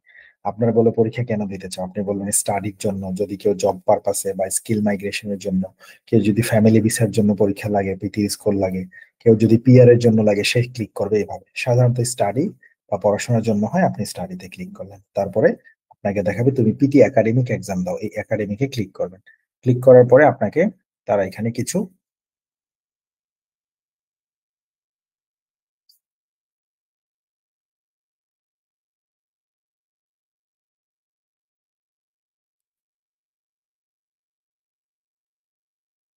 আচ্ছা আপনাকে এখানে কিছু ফ্রিকোয়েন্টলি আস্কড কোশ্চেন দেখাবে। ওকে, আচ্ছা, এখানে আপনাকে দেখাবে বুকিং এর কিছু প্রশ্ন আছে, এগুলা জাস্ট, এগুলা যেগুলা দিবেন এগুলাই যে করতে হবে এই রেজাল্ট দিয়ে এরকম না। আপনি এখানে অস্ট্রেলিয়াতে ক্লিক করেছেন, এখানে ক্লিক করেছেন, আপনি হচ্ছে নার্সিং সাবজেক্ট পাবেন, আপনি এটা দিয়ে আমেরিকাও চলে যেতে পারবেন, সমস্যা নেই। এগুলো প্রশ্ন যা জিজ্ঞেস করা হয় ফ্রিকোয়েন্টলি এক্স কোশ্চেন, তাই দিতে থাকবেন আর কি। এগুলো সবগুলোই উত্তর দিবেন। আপনারা বলছে যে তুমি বাসায় কোন ভাষায় কথা বলো, আপনি বাঙালি কথা বললে দিবেন এখানে বাঙালি। তারপরে এগুলো সব টিক চিহ্ন দিয়ে দিবেন। এগুলো আই এগ্রি করবেন, ডিসএগ্রি করে তো পারবেন না, এগুলো সব টিক চিহ্ন দিয়ে দিবেন। তারপরে how did you hear about PT academy, তুমি কিভাবে পিটি নিয়ে শুনছো। আপনি সোশ্যাল মিডিয়াটা সিলেক্ট করতে পারেন, যে ফেসবুক, টুইটার ইত্যাদি এই সব জায়গায় আমি দেখছি পিটি নিয়ে, দিয়ে দিলেন। তারপর আপনারা জিজ্ঞেস করবে কোন কান্ট্রিতে তুমি যাও পড়াশোনা করতে যাওয়ার চেষ্টা করতেছো। আপনি অস্ট্রেলিয়া দিতে পারেন, আপনি যেদিকে যেতে চান ওইদিকেই দিতে পারেন, পরবর্তীতে আপনি অন্য দেশে গেলেও সমস্যা নেই, এটা জাস্ট ক্লিক করার জন্য করলেন ক্লিক। তারপরে তোমার বর্তমান অবস্থা কি, যদি আপনি হাই স্কুল স্টুডেন্ট হন দিবেন, আর যদি আপনি হাই স্কুল গ্রাজুয়েট হন মানে কেবল আপনি এইচএসসি পাস এসএসসি পাস করছেন, এবার আপনি কলেজ পড়তে যাবেন বিদেশে, তাহলে এটা দিবেন। মানে আপনার বর্তমান অবস্থা কি, কারণ বর্তমানে আপনি স্কুল পাস করেছেন মানে গ্রাজুয়েট হয়েছেন। আর যদি বলেন যে ইংলিশ ল্যাঙ্গুয়েজের মধ্যে আছেন, ওকে। আমাদের এটা বিশেষ করে যেটা লাগে যে সে আপনি এখন ইউনিভার্সিটিতে পড়তেছেন, আপনি ধরেন যে এখন ইয়ে করতে যাবেন, কি বলে যে আরে ক্রেডিট ট্রান্সফার, তখন আপনি এটা ক্লিক করবেন, বা কলেজ থেকে অন্য কলেজে যাবেন, কিন্তু এগুলা কোনো ম্যাটার করে না, আপনি আপনার মতো ক্লিক করেন। ম্যাক্সিমাম সময় যেটা হয় যে সাধারণত আমাদের বাংলাদেশের স্টুডেন্টরা কি করে, যে ইন্টারমিডিয়েটের পরে ব্যাচেলর করতে যায়, কেউ ব্যাচেলরের পরে অনার্স বা ব্যাচেলরের পরে মাস্টার্স করতে যায়, তখন সে এটা ক্লিক করে যে স্টুডেন্ট ইউনিভার্সিটি বা কলেজ গ্রাজুয়েট। আপনি ইউনিভার্সিটি গ্রাজুয়েট হলে আপনি মাস্টার্স এর জন্য যাবেন, আর কলেজ গ্রাজুয়েট মানে অলরেডি গ্রাজুয়েট হয়ে গেছেন, আপনি হচ্ছে ব্যাচেলরের জন্য যাবেন। সো ব্যাচেলরে যান, মাস্টার্সে যান, এটা ক্লিক করাই ভালো। আর কেউ যদি ফুল টাইম কাজ করে, এখন যে আমি চাকরি করতেছি, এখন বিদেশে চাকরির জন্য যাব, সে এটাতে ক্লিক করবে। অর্থাৎ এগুলো আপনি জাস্ট ক্লিক করার জন্য করা, সাধারণত এটাই করলেন। অর্থাৎ আপনি যদি ইউনিভার্সিটি পাস হন বা কলেজ পাস হন, তারপরে আপনারা জিজ্ঞেস করবে কেন তুমি এটা পরীক্ষাটা কেন দিবা, পড়ার জন্য, পিটি করে কি পড়তে যাবা, নাকি নার্সিং লাইসেন্স নিবা, নাকি অস্ট্রেলিয়াতে তুমি এই ভিসা নিবা, ওই ভিসা নিবা, টেম্পোরারি চাকরির ভিসা নিবা, ফ্যামিলি ভিসার জন্য যাবা, নাকি ওই উদ্দেশ্যগুলো। আর যদি পারেন এখানে স্পেসিফাই করে দিলেন, এগুলো কোনো ব্যাপার না। আপনি হচ্ছে জাস্ট স্টাডিতে ক্লিক করেন। স্টাডিতে ক্লিক করলে পরে আবার আসবে যে তুমি কোন লেভেলে স্টাডি করবা। যদি আপনি ব্যাচেলরে যেতে চান তাহলে দিবেন আন্ডার গ্রাজুয়েট, আর যদি আপনি ফাউন্ডেশন কোর্সে যেতে চান দিবেন এটা। অনেকে দেখবেন আন্ডার গ্রাজুয়েট ক্রিয়েট করে ওটা দিয়ে ফাউন্ডেশন কোর্সে যাচ্ছে, এগুলো কোনো ম্যাটার না। আশা করি বুঝতে পেরেছেন। আপাতত আপনি আপনার বর্তমান সত্য অবস্থাটা সিলেক্ট করেন। আর যদি আপনি মাস্টার্স করতে চান তাহলে এটাতে ক্লিক করবেন, পিএইচডি করতে গেলে এটাতে ক্লিক করবেন, এমবিএ করতে গেলে এটাতে ক্লিক করবেন, ইংলিশ ল্যাঙ্গুয়েজ কোর্স করতে গেলে এটা, প্রফেশনাল কোনো কাজে গেলে অন্য কিছু থাকলে লিখবেন। সাধারণত আমরা ধরেন, আমি ধরে নিলাম আপনি মাস্টার্স করতে যাবেন অথবা ব্যাচেলর করতে যাবেন, দিলেন আন্ডার গ্রাজুয়েট ডিগ্রি করতে যাব দিলেন, হয়ে গেল। তারপর জিজ্ঞেস করবে কোন সাবজেক্টে তুমি পড়তে যেতে পারো। এখানে যেই সাবজেক্ট দিবেন এটাই যে পড়তে হবে এমন কোনো কথা নেই। আপনি আপনার মতো দিলেন, আপনার ব্যাকগ্রাউন্ডের সাথে মিল করে দিলেন। ধরেন আপনি যদি কমার্সে হন বিজনেস ম্যানেজমেন্ট দিলেন, আপনি যদি আইটি পড়তে চান আপনি দিলেন আর কি, যে সাবজেক্টে আপনি পড়তে ইচ্ছুক একটা দিলেন, মানে আপনি যেটাতে ইচ্ছা করেন। এরপরে নেক্সটে দিবেন। এই পয়েন্টগুলো দেওয়ার পরে নেক্সটে দিলে আপনাকে টাকা পে করতে বলবে, একটু নিচে যাবেন, এগুলো হচ্ছে পরীক্ষার পলিসি, একটু পড়ে নেবেন। ওই যে আপনাকে বলবে 14 দিনের আগে তুমি রিশিডিউল করতে পারবা, 6 বার তুমি রিশিডিউল করতে পারবা। হ্যাঁ, যদি তোমার হচ্ছে 6 বারের মধ্যে এটা রিশিডিউল করতে পারবা। ক্যান্সেল করতে চাইলে আপনি ক্যান্সেল করতে পারবেন।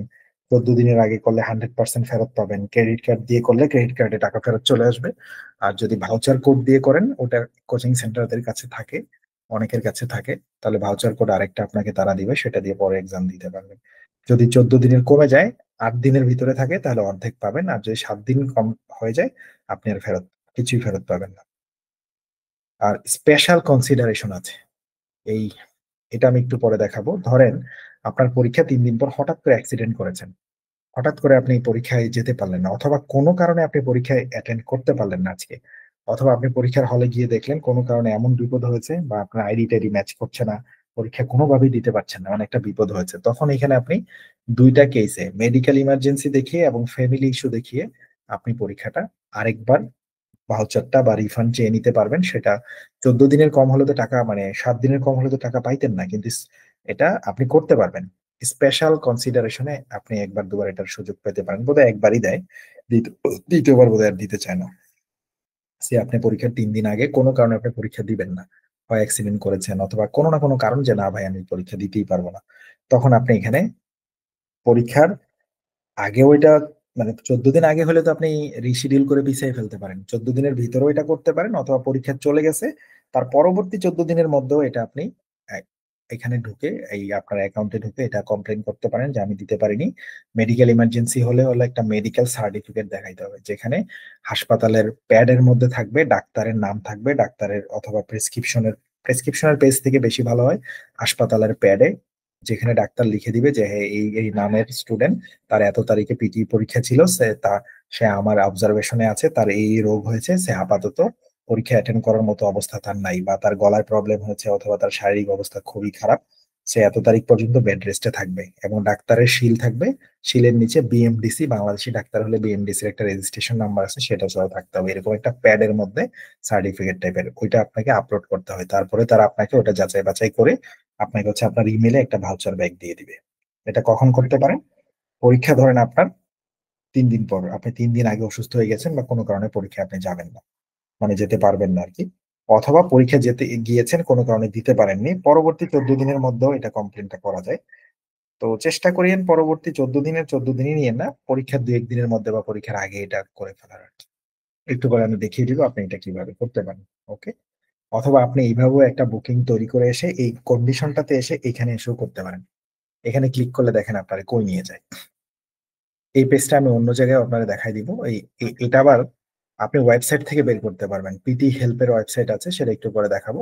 আপনি এখানে এসে জাস্ট নিচে গেলেই হবে যে rescheduling or cancelling your test, এটাতে ক্লিক করলে এখানে একটা এই ক্যান্সেলিং এ ক্লিক করলে একটা ফর্ম দিবে, বলবে এই ফর্মটা পূরণ করুন।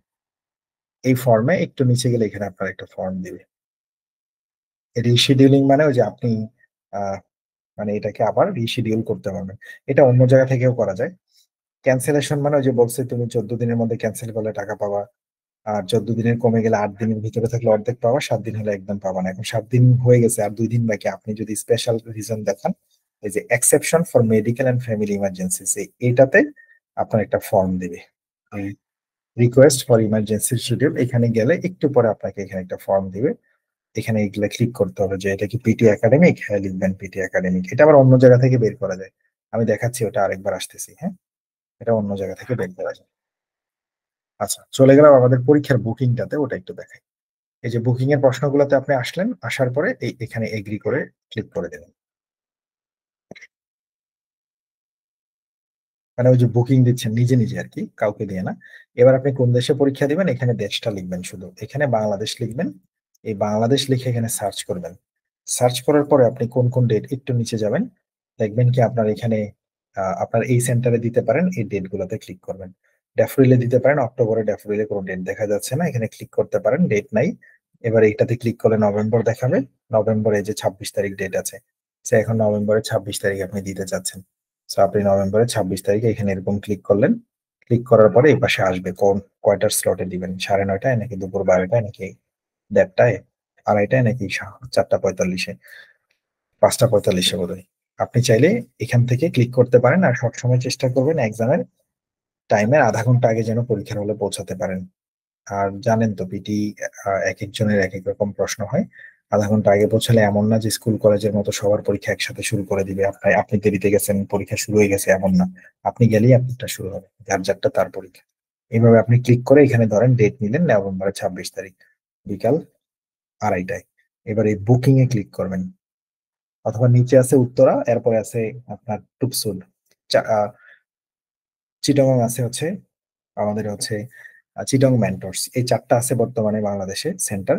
দেখে নিবেন ঠিকানাগুলো আরেকবার, এখানে আপনাকে দেখাবে লোকেশন ড্যাফোডিল ইউনিভার্সিটি মিরপুরে, ধানমন্ডি 32-এ। ওকে, এরকম আপনাকে দেখাবে। এবং এটা হচ্ছে কোথায়, ধানমন্ডি 32, এটা হচ্ছে রবীন্দ্র সরোবরের ওখানে। না না না, সরি সরি, বঙ্গবন্ধুর, সরি, ওটারে কি বলতো জানেন, বঙ্গবন্ধুর বাড়ি যেটা প্রাক্তন ছিল ওটা বললেও হবে না, আপনাকে বলতে হবে হচ্ছে 32 নাম্বার, যেটা 32 নাম্বার, জাস্ট ওটার আগে শুক্রাবাদ বাস স্ট্যান্ডে। আর এটা হচ্ছে উত্তরায়, উত্তরা রাজীব কলেজের পাশে। আর এটা হচ্ছে আহ, চিটং এ জুবিলি রোডে। আপনার মাঝে মাঝে পাই ইন্টারন্যাশনাল নামে একটা ওপেন হয়, এটা আবার সবসময় থাকে না, তিনটাই বেশিরভাগ থাকে, উত্তরায়, ড্যাফোডিলে আর হচ্ছে চিটং।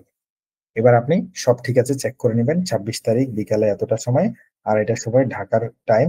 আচ্ছা, এখানে আপনি চাইলে যদি মনে করেন এটাতে দিব না অন্যটাতে দিব, এটাতে ক্লিক করে রিমুভ করতে পারবেন, আবার নতুনটা সেট করতে পারবেন। অথবা আপনি যদি মনে করেন যে টেস্ট সেন্টার আপনি চেঞ্জ করে দিবেন, এই ক্লিকে টেস্ট সেন্টার করলে আপনি পরে আবার সেখান থেকে সেট করে আসতে পারেন পে করার আগে, তারপরে নেক্সটে দিবেন, তারপরে এখানে হচ্ছে পে পে করার সুযোগ চলে আসবে। এখানে নেক্সটে দিলে আপনাকে বলবে এখান থেকে পে করেন। এটা একটু দেরি করবে, আর এখানে একটু দেরি করবে, দৌড় দিবে, এখনই দৌড় দিচ্ছে। আচ্ছা, এই যে এখানে আপনি পিটি একাডেমিকের কিনছেন, পরীক্ষার প্রাইস একটা $220। আপনি যদি মনে করেন এখান থেকে তার কোশ্চেন ব্যাগ কিনবেন, কোনো কিছু কিনবেন, এগুলা হচ্ছে বোনাস কিছু বিক্রি করতে চায় সাথে, এগুলো আপনি অ্যাড দিলে সাথে সাথে ডলার যোগ হবে, দরকার নেই এগুলা, যদি কেনার দরকার না পড়ে আপনি সিম্পলি এগুলা কোনো কিছুতে ক্লিক না করে ওই যে উপরে ডান পাশে গিয়ে আপনার মোট অর্ডার কত, যদি ওগুলাতে ক্লিক করেন এখানে অর্ডারের পরিমাণ বাড়বে। আপনার মোট অর্ডার $220, এই এটাতে ক্লিক করে চেক আউট করবেন। এই চেক আউটে ক্লিক করলে এখন আপনার ক্রেডিট কার্ড দিয়ে দিয়ে দিতে পারেন বা ডুয়াল কারেন্সি ডেবিট কার্ড দিয়ে দিতে পারেন, যেটাতে ডলার কাটে আর কি। আচ্ছা, অথবা আপনি হচ্ছে ওখানে আপনার ইয়ে দিয়েও দিতে পারেন, ভাউচার দিয়েও দিতে পারেন। এই যে একটু নিচে আসলেন, নিচে আসার পরে যদি আপনার কাছে কোনো ভাউচার কোড থাকে, সাধারণত ভাউচার কোড গুলা কেমন হয়, সে ভাউচার কোড গুলা হয় কি এরকম টাইপের, ধরেন এরকম, হ্যাঁ, সে এরকম টাইপের একটা কোড থাকে, এগুলারে বলে voucher code. So voucher code দিয়ে যদি দেন, একটা কোড আপনি কারো কাছ থেকে কিনতে পারেন, কোনো কোচিং সেন্টার থেকে নিতে পারেন, যদি মনে করেন আমি নিজে নিজে পরীক্ষা দেবো তাদের থেকে কোড নিয়ে নেন, তাহলে তাদের আর পাসওয়ার্ড টাসওয়ার্ড দেওয়ার দরকার নেই, আপনি তাদের কাছ থেকে টাকা দিয়ে কোড নিয়ে নিলেন। আর যদি মনে করেন না আমি তাদের দিয়ে দিব, তাহলে তো তাদেরকেই দিয়ে দিবেন, এত দূর আর আপনার আসার দরকার নেই। এই কোডে ক্লিক করে অ্যাপ্লাইতে ক্লিক করে অটোমেটিক্যালি এটা জিরো হয়ে যাবে, জিরো হয়ে গেলে নিচে গেলে সাবমিট বা কন্টিনিউতে দিলেই আপনার পরীক্ষা সেট হয়ে যাবে। পরে অটোমেটিক্যালি পেজ ঘুরে আপনাকে ওই মাই পিটি লগ ইনে ঢোকার পরে মাই অ্যাক্টিভিটিতে নিয়ে যাবে। এটা হলো এখানেই শেষ। আর যদি আপনি ক্রেডিট কার্ড দিয়ে বা কোনো কার্ড দিয়ে করতে চান, বিলিং অ্যাড্রেস এখানে বসাইতে হয়, অ্যাড্রেসে ক্লিক করলে সাধারণত যে আপনার যে অ্যাড্রেস দিয়ে অ্যাকাউন্টটা খুলছেন ওটাই আসে, আপনি ওটাই দিন। অথবা কেউ যদি মনে করে না ওর কার্ডে অন্য অ্যাড্রেস দিবে, সে দিতে পারে, এখানে অ্যাড্রেস ম্যাটার করে না, কার্ড থেকে টাকা কেটে নিয়ে যায়। ফার্স্ট নেম লাস্ট নেম কেউ যদি মনে করে যে না সে যে কার্ড থেকে দিবে সেই কার্ডের ফার্স্ট নেম লাস্ট নেম দিতে হবে, এমন কি ব্যাপার, এমন কোনো ব্যাপার নেই, আপনি চাইলে এখানে কার্ডের ফার্স্ট নেম লাস্ট নেমও দিতে পারেন, এটা কোনো ব্যাপার না। আপনি এটা জাস্ট যা আছে এটা দিয়ে ক্লিক করলেও চলবে, অথবা আপনি যদি মনে করেন না আমি কার্ডের ফার্স্ট নেম কার্ড দিয়ে করব, কার্ডের লাস্ট নেম দিব, দেন কার্ডের একটা অ্যাড্রেস, কোন রকম একটা অ্যাড্রেস বসাই দিলেন, এই আর কি। আচ্ছা, এখানে অ্যাড্রেস বসাই দিলেন, গেল, ক্লিক করলেন, কোম্পানি নেম এগুলো কিছুই লাগে না, ফোন নাম্বার এগুলো কিছুই লাগে না, সব অপশনাল। এখানে একটা অ্যাড্রেস আপনি একটা কিছু দিয়ে দিলেন আপনার কার্ড অনুযায়ী অথবা আপনার আইডি অনুযায়ী দিয়ে দিলেন, এগুলো কিছুই লাগে না। সিটির এখানে একটা দিলেন কিছু একটা, এই পোস্ট কোডটা লাগে, সিটি তো ঢাকা এখানে অটোমেটিক উঠে গেছে, এই পোস্ট কোডটা এখানে লিখে দিবেন 1207, পোস্ট কোডটা দিতে হয়। আর এগুলো সব অপশনাল, কিচ্ছুই লাগে না, ইমেল অ্যাড্রেস চাইলে দিতে পারেন, আপনার ইমেলে ওই যে একটা ভাউচার পাঠিয়ে দিবে। তারপরে কন্টিনিউতে একটু সামনে গেলেই দেখেন এটা দিলেন, এই কন্টিনিউতে সামনে যান, এই সামনে গেলেই আপনারা বলবো এটা তুমি সেভ করবে, আচ্ছা নো থ্যাঙ্কস। এই কন্টিনিউতে সামনে গেলে এবার আপনি চাইলে এখনো কিন্তু ওই কোড দিয়ে যদি করেন তাহলে আর এগুলা ক্লিক করা দরকার না, ওখানে কোডের এটা দিলেই শেষ হয়ে যাইতো। এখানে কোডটা উঠে আছে আর কি, এবার আপনাকে বলবে তুমি ভিসা কার্ড দিবা নাকি কোন কার্ড দিবা, এই কার্ডের উপর ক্লিক করবেন, সিবিপি এটা সেটা, আর নেম অফ দা কার্ড। আচ্ছা, এখানে তাইলে ওইটাই করিয়েন, ওই কার্ড আপনি যদি ক্রেডিট কার্ড দিয়ে বা কার্ড দিয়ে করেন, যে কার্ড দিয়ে করবেন তাহলে একটু আগের পেজে ওই নেমের মধ্যে কার্ডের নামটাই বসায় নেন, ওখানে কার্ডের নামগুলো বসায় নেন, ঠিকানা যেটা দিলেন আপনার কার্ডের ওগুলা বসায় জাস্ট ওটা দিয়ে দিলে প্লেস অর্ডার দিলেই হয়ে যাবে। আর যদি আপনার কাছে কুপন থাকে তাহলে এগুলোর পূরণ করার দরকার নেই, আগের পেজে এখানে কুপন বসায় অ্যাপ্লাই দিলেই হয়ে যেত। ওকে, এই ছিল ব্যাপার। ঠিক আছে, মোটামুটি আমরা বুঝে গেলাম। তো এখানে ওই যে কার্ড নাম্বার ওগুলা দেখাচ্ছে, তো আপনি এখানে যেটা যেখানে বসানো লাগে সেটা আপনি সেখানে বসায় নিলেন আর কি, তাহলে হয়ে যাবে। আচ্ছা, এবার এটা গেল, আমরা এটা থেকে বের হয়ে যাই। আমরা আমরা এটা থেকে বের হয়ে আমরা এবার আমাদের মাই পিটি তে চলে যাই। হ্যাঁ, আমরা পিছনের পেজে চলে গেলাম, দেখি কি হয়। পিছনের পেজে চলে গেলাম, অর্থাৎ এই যে এই পেজেই যখন চেক আউটে ক্লিক করবেন অ্যাড্রেসের মধ্যে কার্ডের নামটাই উপর থেকে বসায় না, সেটাই ভালো।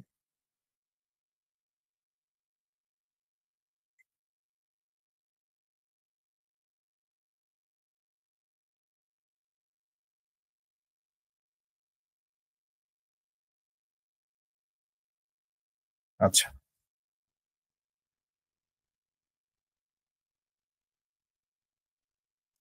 ওকে, আমরা আমাদের মাই পিটি তে চলে গেলাম।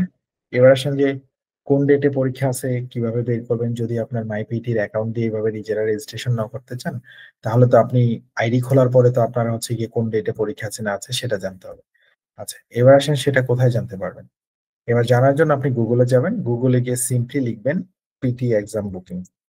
পিটি এক্সাম বুকিং লিখবেন, এই এক্সাম বুকিং লিখার পরে আপনি পিটির দুইটা ওয়েবসাইট পাবেন, একটা নীল কালারের লগো দিয়ে পাবেন pearsonpt.com, আরেকটা পিয়ারসন হেল্পের জন্য নতুন করে এটা ইদানিং দেখছি পিঙ্ক কালারের একটা পাবেন pearsonpt.com, পিটা পিঙ্ক কালারের, এটা হলো হেল্প রিলেটেড জিনিসপত্র। এবার আপনি এখানে এটাতে দিবেন, পিঙ্ক কালারটাতে দিবেন, দেওয়ার পরে একটু নিচে গেলেই পিটি এক্সাম বুকিং লিখবেন, একটু নিচে গেলে চেক টেস্ট অ্যাভেলেবিলিটি, অথবা কোথাও এরকম দেখবেন check PT availability, check book your exam, এই টাইপের প্রথমেই পাওয়া যায় পিটি একাডেমিক অ্যাভেলেবিলিটি। ক্লিক করবেন, ক্লিক করার পরে আপনাকে অন্য একটা পেজে নিয়ে যাবে।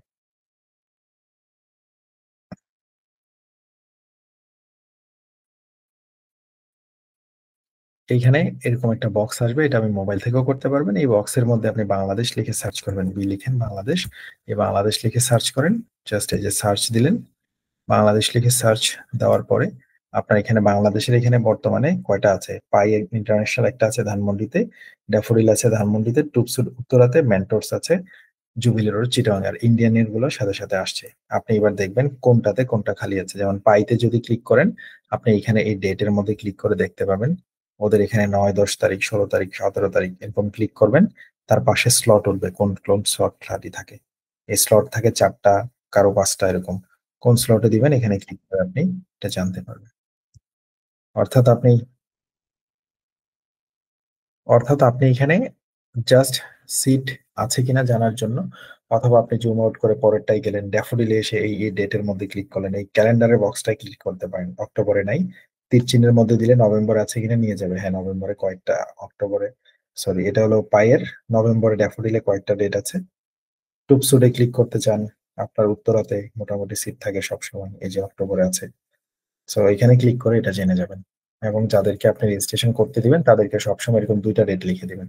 কারণ আপনি উত্তরাতে দিতে চান 8 তারিখে, যদি না পায় সেজন্য 10 তারিখে দিয়ে দেয়, এরকম লিখবেন 8 or 10।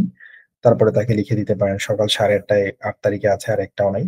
সো আপনি চেক করে দেওয়ার সময় এরকম দিবেন, কিন্তু 10 তারিখে দেখেন সকাল 8:30টায় থেকেও আরো অন্য সময় থাকতে পারে। হ্যাঁ, বিকাল 4:30টায় আবার 10 তারিখে। তো আবার অন্য ডেটে অন্যগুলো থাকতে পারে, যেমন 23 তারিখে একটা র্যান্ডমলি দেখি, দেখেন এটাতে দুইটা আছে, সকালেও আছে 11টায় আছে, এরকম দেখে আপনি রেজিস্ট্রেশনের জন্য দিয়ে দিবেন আর কি। আশা করি বুঝে গেলেন কিভাবে বের করতে হয়। এবার আসেন, কিছু কোয়েশ্চেন আমি লিখে রাখছি, ওগুলো আপনাদেরকে একটু শেয়ার করি। ইমেল দিয়ে বুকিং দেখাবো, দেখিয়েছি। ইমেলের কনফার্মেশন কিভাবে দেখা যায় দেখিয়েছি। আচ্ছা, ডেট চেক কেমনে করে, রিশিডিউলের কথা বলছি, ক্যান্সেলের কথা তো বলছি। আপনি চাইলে আপনার পরীক্ষা 6 বার রিশিডিউল করতে পারবেন, ক্যান্সেলও করতে পারবেন, 14 দিন আগে করাই ভালো। লগ ইন করে ঢুকে মাই মাই অ্যাক্টিভিটি অপশনে ক্লিক করে এগুলো পেয়ে যাবেন। আচ্ছা, দুইটা ডেট লিখে দেবেন। আচ্ছা, এবার আসেন রিশিডিউল, যদি আপনি যদি ক্যান্সেল করেন, ক্যান্সেল করার পরে ওরা আপনাকে একটা ইমেল দিবে যে হ্যাঁ তোমার ক্যান্সেল হয়েছে পরীক্ষা, অটোমেটিক্যালি তুমি এটা তোমার ভাউচার একটা কোড পেয়ে যাবা। তারা বলে যে 3 থেকে 5 কর্মদিবসের মধ্যে জানাচ্ছি। এটা অনেক সময় সময় লাগে, হ্যাঁ। যদি সময় লাগে পিটিতে তখন কি করতে হয়, সময় লাগলে পিটিতে তখন যেটা করতে হয়, আপনি করবেন কি, আবার গুগলে এসে এই পিটি হেল্প ক্লিক করবেন, এই যে দেখেন গুগলে এসে পিটি হেল্প লিখবেন, অথবা পিটিই হেল্প লিখলেও হবে। এই হেল্প লিখলে ওই পিঙ্ক কালারের ওয়েবসাইটটা আসে। আর শুধু যদি পিয়ারসন পিটি লিখেন, পিঙ্ক আর নীল দুটাই আসে, আপনি পিঙ্কেরটাই ঢুকবেন, পিঙ্ক কালারটাই হেল্প রিলেটেড, জাস্ট এটাতে ঢুকবেন। অথবা আপনি আপনার আইডিতে ঢুকার পরে ওটা করতে পারবেন, আইডিতে লগ ইন করার পরে আপনি হচ্ছে এই হেল্প বাটনে আসলেই মোবাইলেও দেখবেন এই যে নিচে ডান পাশে একটা চ্যাট বক্স চলে আসে। আবার আপনার আইডিতে ঢুকেও করতে পারবেন, ধরেন এই যে আপনি আপনার মাইপিটি তে ঢুকে আছেন, চলে গেলাম আপনার আইডিতে লগ ইন করছেন, লগ ইন করে ওই হেল্প বাটনে ক্লিক করতে পারবেন, এই হেল্প বাটনে এখানেও সেম আপনারে ঘুরে ফিরে এই পেজে নিয়ে আসবে। অর্থাৎ ওই পিঙ্ক কালার ওয়েবসাইটের এটাতে নিয়ে আসবে, আনার পরে এই নিচে ডান পাশের কোন একটা চ্যাট বক্স পাবেন, এই চ্যাট বক্সে পিটি রিলেটেড যে কোনো সময় এখানে চ্যাটিং করতে পারবেন। ধরেন আপনি পরীক্ষা ক্যান্সেল করেছেন, 7-8 দিন পরেও আপনার হচ্ছে ক্রেডিট কার্ডে টাকা ফিরলো না, এমনকি ভাউচারও দিল না, ভাউচারটা ইমেলে দিবে, ইমেলে আপনার ইমেলে, তখন ওদেরকে বারবার নক করতে হয়। এইখানে এসে এরকম ক্লিক করবেন, ক্লিক করে আপনার এখানে ইয়েসে দিবেন, তারপর আপনার কাছে বলবে তোমার ইমেলটা লিখো। সবসময় পিটিতে যে ইমেল ব্যবহার করেছেন সেটা লিখবেন। ফোন নাম্বার দাও দিবেন। একটু পরে বলবে তোমার গল্পটা বলো, তখন এখানে লিখবেন যে আমি আমার পরীক্ষা ক্যান্সেল করেছি, এখনো আমি ভাউচারটা পাইনি। আমি 14 দিন আগেই করেছিলাম ক্যান্সেল, এখনো আমি ফেরত পাইনি। তারা বলবে ঠিক আছে, একটা ফর্ম দিবে আপনাকে। ক্লিক ক্লিক করে একটা ফর্ম দিবে, ওই ফর্মের মধ্যে গিয়েও আপনি আপনার ইস্যুগুলো দাঁড় করাইতে পারবেন। সেখানে জাস্ট একটা ফর্ম দিলে আবার আপনি ফর্মটা এইভাবেও বের করতে পারেন। দেখেন কিভাবে বের করতে পারেন। ধরেন আপনি পিটি হেল্প সেন্টার লিখলেন না, ইয়েতে গুগল ক্রোমে বা গুগলে সার্চ করলেন, এই হেল্প সেন্টারে ঢুকে এই এই ওয়েবসাইটে আপনি সব হচ্ছে গিয়ে হেল্প রিলেটেড কোশ্চেন পাবেন। একটু নিচে আসলেই পিটি হেল্প সেন্টারে এসে, অথবা ধরেন পিটির হেল্প সেন্টারের ইয়েতে ওয়েবসাইটটাতে ঢুকে একদম নিচে এসে এই হেল্প সেন্টার বাটনে ক্লিক করেও সেখানে পৌঁছাতে পারবেন। হেল্প সেন্টারে ক্লিক করলে দেখেন কোথায় নিয়ে যায়। এই হেল্প সেন্টারে ক্লিক করলে একটু নিচে আসলে কোন ধরনের হেল্প আপনার দরকার, অ্যাকাউন্ট রিলেটেড, আপনার বুকিং রিলেটেড, আপনার হচ্ছে স্কোরিং রিলেটেড, যে আপনার স্কোর এখনো পাইতেছেন না, এখানে ঢুকলে তারা ফর্ম দিবে, ফর্মে ক্লিক করে সাবমিট করবেন আমার আইডি, রেজিস্ট্রেশন নাম্বার, ওই যে পিটির অ্যাকাউন্টে লগ ইন করার পরে মাই অ্যাক্টিভিটিতে গেলে নিচে রেজিস্ট্রেশন নাম্বার থাকে এক্সামের, আর পিটির আইডি কিন্তু একটা, আর এক্সাম রেজিস্ট্রেশন আইডি কিন্তু ভিন্নটা, তাই না? বুঝতে পেরেছেন? এখন ধরেন একটু নিচে এসে আপনি যদি ক্যান্সেল করতে চান, মানে এখানে এসে সব আপনি খুঁজে খুঁজে পাবেন, কোনটা কি আছে না আছে সব এখানে পাবেন। আপনি যদি ক্যান্সেল করতে চান, এখানে এসে জাস্ট রিফান্ড এন্ড ক্যান্সেলেশনে ক্লিক করবেন। ক্লিক করলেন, ক্লিক করার পরে অথবা গুগলে সার্চ করলেও চলে আসবে। একটু নিচে আসলে আপনাকে বলবে যে এটা হলো কিভাবে বুকিং দিতে হয়, কিভাবে রিটেক করতে পারেন, আরেকবার বুকিং দিবেন। এখানে আপনার আইডি রিলেটেড প্রশ্ন আছে, দুইটা নাম একসাথে মিলে গেলে কি হবে, ওই যে আমি দেখিয়েছিলাম যে গিভেন নেম আর ফ্যামিলি নেম যদি এক হয়ে যায়, এখানে ওরা বলতেছে দেখেন, if you only have one name, both your given or family name same, অর্থাৎ আপনার my given or family names are the same. ধরেন দুই জায়গায় আনাস আনাস লেখা আছে, তখন বলছে enter it in the given name. Given নেমে শুধু আনাসটা লিখবেন আর সার নেমে একটা ডট দিয়ে দিবেন, এই যে ফুল স্টপ দিয়ে দিবেন, যেটা দেখিয়েছিলাম। এবার আসেন নিচে, একটু নিচে গেলেই আপনি পেয়ে যাবেন আহ, এগুলা সব দেখে নিতে পারেন। How do I reschedule or cancel, কেমনে আমি আমার পরীক্ষা ক্যান্সেল করতে পারি। ওই যে বলেছি আপনার আইডিতে লগ ইন করে নিচে গিয়ে মাই অ্যাক্টিভিটির জায়গায় গেলে নিচে গেলে ক্যান্সেল লেখা থাকে, 14 দিন আগে ক্যান্সেল করলেই হয়। কিন্তু ক্যান্সেল করার পর ওই ফিটা ফেরত আসতে একটু সময় লাগে, বুঝছেন? ওটা ফেরত আসতে একটু টাইম লাগে, ওটার জন্য ওই যে চ্যাট বক্সে এসে চ্যাটিং করতে হয়, আবার একটা ফর্ম ধরাবে। ওই ফর্মের ওই হোয়াট ইজ ইউর মেসেজের মধ্যে গিয়ে লিখবেন যে হ্যাঁ আমার, ওখানে বলবে তোমার কি এটা পিটি একাডেমিক রিলেটেড কথা, আপনি বলবেন হ্যাঁ। তারপরে ক্লিক করবেন, এইভাবে আগাবেন, তারপর লিখবেন যে আমি আমার ইয়েটা পাইনি, এখনো ফেরত পাইনি। ওরা আপনাকে আবার বলবে হ্যাঁ দিচ্ছি। আবার মাঝে মাঝে বলবে তোমার এটা টেস্ট সেন্টারে পৌঁছায় গেছে, তখন আপনি বলবেন আমার ইমেলের মধ্যে আমি চাই, ওরা ইমেলের মধ্যে দিয়ে দেয়। আচ্ছা, ওই ভাউচারটা ব্যবহার করে পরবর্তীতে আপনি আবার পরীক্ষা দিতে পারবেন। আচ্ছা, এবার গেল rescheduling or cancelling your test. এবার ক্যান্সেল আপনি ক্লিক করতে পারেন। কিভাবে আপনি ক্যান্সেল করবেন এটা তো বুঝছেন। এই যে এটাতে ক্লিক করলে আপনাকে বলবে যে তুমি এখানে ক্যান্সেল করতে চাইলে ক্যান্সেল করতে পারো 14 দিন আগে। ওই রিশিডিউল বাটনে ক্লিক করে ওটা দেখে ফেলেছেন। এখানে আবার আসেন স্পেশাল টেস্ট অ্যারেঞ্জমেন্ট। ওই যে বলেছিলাম যে আপনার জন্য যদি কোনো স্পেশাল টেস্ট অ্যারেঞ্জমেন্ট করতে হয়, তখন হচ্ছে আপনাকে এগুলা করতে হবে। আচ্ছা, ওইটা কই গেল দাঁড়ান। মেডিকেল ইমার্জেন্সিতে আপনি চাইলে ওই যে পরীক্ষার 3 দিন আগে 2 দিন আগে পরীক্ষা না দিতে চাইলে, অর্থাৎ ওই যে কোনো কারণে যদি না দিতে পারেন, সরি, যে ধরেন অ্যাক্সিডেন্ট করেছেন বা কোনো না কোনো কারণে, তখন হচ্ছে আপনি এটা করতে পারেন, বা পরীক্ষার দিন পৌঁছাতে পারেননি তখন করতে পারেন। আমি একটু দেখি তো কই আছে এটা, রিশিডিউলিং এন্ড ক্যান্সেলিং।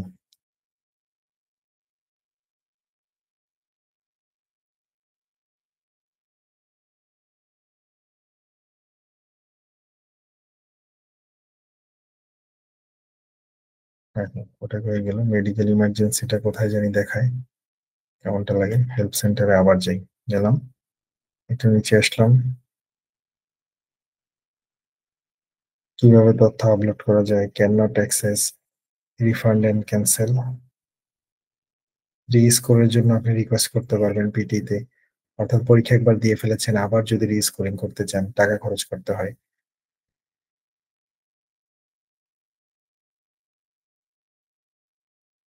আচ্ছা, একটু নিচে আছে মনে হয়, হেল্প সেন্টারে ক্লিক করার পরে আহ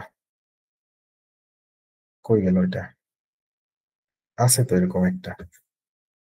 ও ও, ওই যে একটু আগেই না দেখাচ্ছিল যে স্পেশাল কেসে ইয়ে করা যায়, এই হেল্প সেন্টারে ক্লিক করলেন, হেল্প সেন্টারে ক্লিক করার পরে একটু নিচে আসেন, রিফান্ডস এন্ড ক্যান্সেলেশনে ছিল, কিন্তু রিফান্ডস ছিল, ক্যান্সেল করতে চাই এক্সামকে আমি।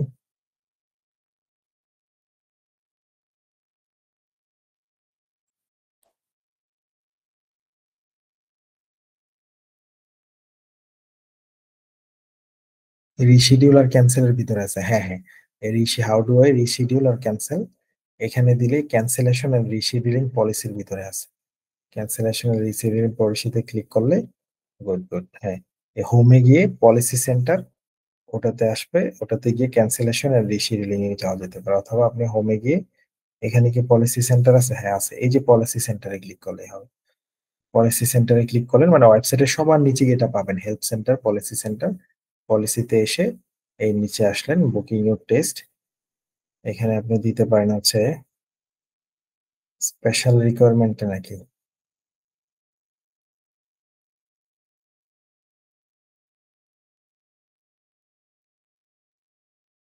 এই যে ক্যান্সেলেশন এন্ড রিশিডিউলিং, এটাতে যাই দেখি কি হয়।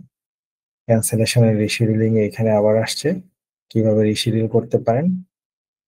আপনাকে ক্যান্সেল করার জন্য এত তো করতে হবে, আর ক্যান্সেলেশন, হ্যাঁ এই যে এখানে আছে, exception of for medical emergency, এটা কোথায় পাবেন, পিটির হেল্প, পিঙ্ক কালার ওয়েবসাইটে ঢুকে সবার নিচে এসে পলিসি সেন্টারে যাবেন, আর হেল্প সেন্টারে সব হেল্প পাবেন, পলিসি সেন্টারে দিয়ে ক্যান্সেলেশন আর রিশিডিউলিং এ দিবেন, পলিসি সেন্টারে দিয়ে আবার ক্যান্সেলেশন রিশিডিউলিং এ দিবেন, এটার আন্ডারে নিচে এসে ক্যান্সেল করবেন কেমনে, এবং মেডিকেল ইমার্জেন্সি দেখে আপনি হচ্ছে গিয়ে, যে বলছে it can be done up to 4 calendar days before you schedule the test, আপনার পরীক্ষার হচ্ছে গিয়ে 14 দিন আগেই করে ফেলা ভালো, বাট কোনো কারণে পরীক্ষা আজকে যেতে পারলেন না, সেটা পরীক্ষার পরবর্তী 14 দিনের মধ্যেও করা যায়।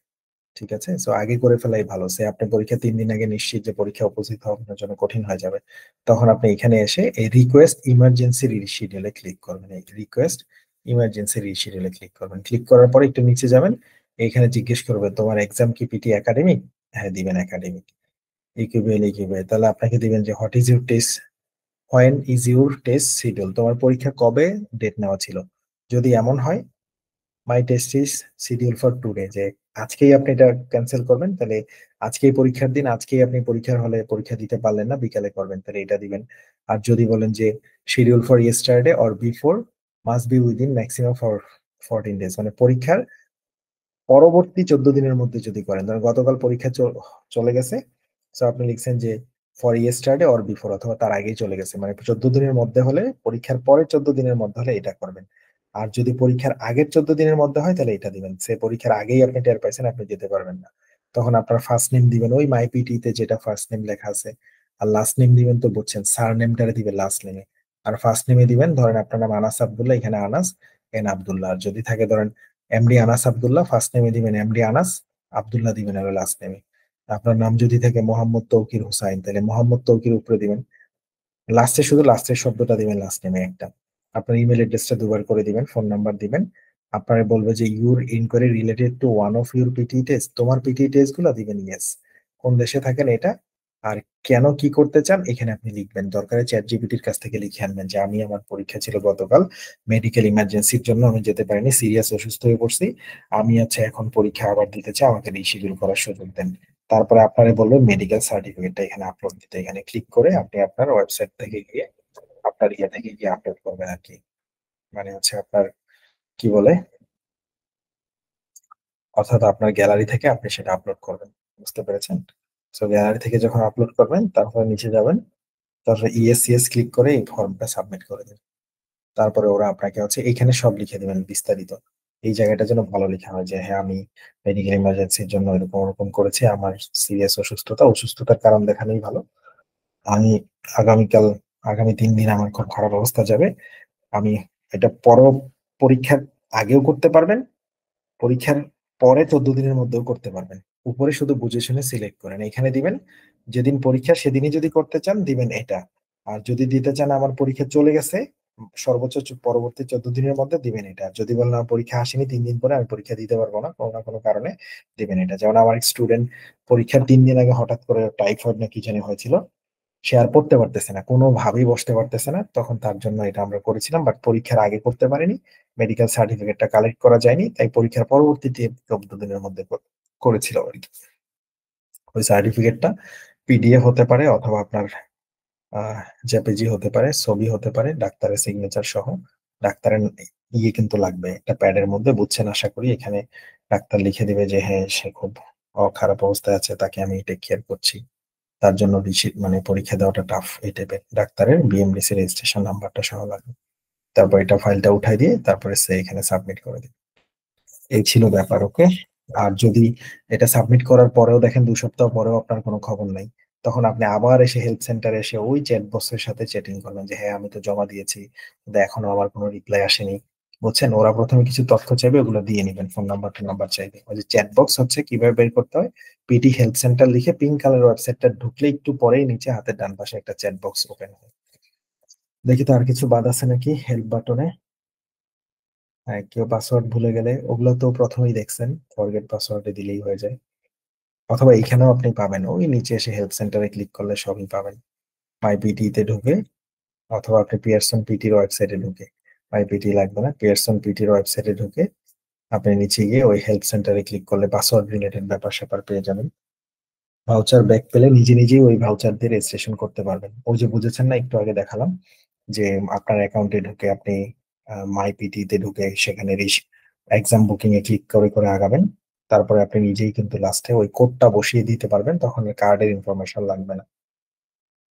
সেম ইমেল 2 জায়গায় দিবেন। 3 শব্দের নামের ক্ষেত্রে বলেছি অ্যাকাউন্ট এডিট বা রেজিস্ট্রেশন নাম্বার। হ্যাঁ, আপনি আপনার অ্যাকাউন্ট কিন্তু এডিট করতে পারবেন। আর আপনার সব সময়ের জন্য পিটি অ্যাকাউন্ট কোনটা? আপনার সব সময়ের জন্য পিটি অ্যাকাউন্ট হচ্ছে ওই যে উপরে যেটা, এটা পিটির রেস আইডি। আর এক্সামের রেজিস্ট্রেশন আইডি কোথায় থাকবে? ওই মাই অ্যাক্টিভিটিতে ক্লিক করলে এখানে লেখা থাকবে এক্সাম, নিচে লেখা থাকবে রেজিস্ট্রেশন আইডি। আশা করি বুঝছেন, হ্যাঁ। পুরোটা দেখে দারুণ লাগলো আশা করি। সো আপনাদের জন্য ক্লিয়ার হয়ে গেল কিভাবে এক্সামের ডেট বের করবেন, কিভাবে মাই পিটির অ্যাকাউন্ট খুলবেন। Thank you so much. সবাই আমাদের জন্য দোয়া করবেন। আসসালামু আলাইকুম ওয়া রাহমাতুল্লাহি। ওকে।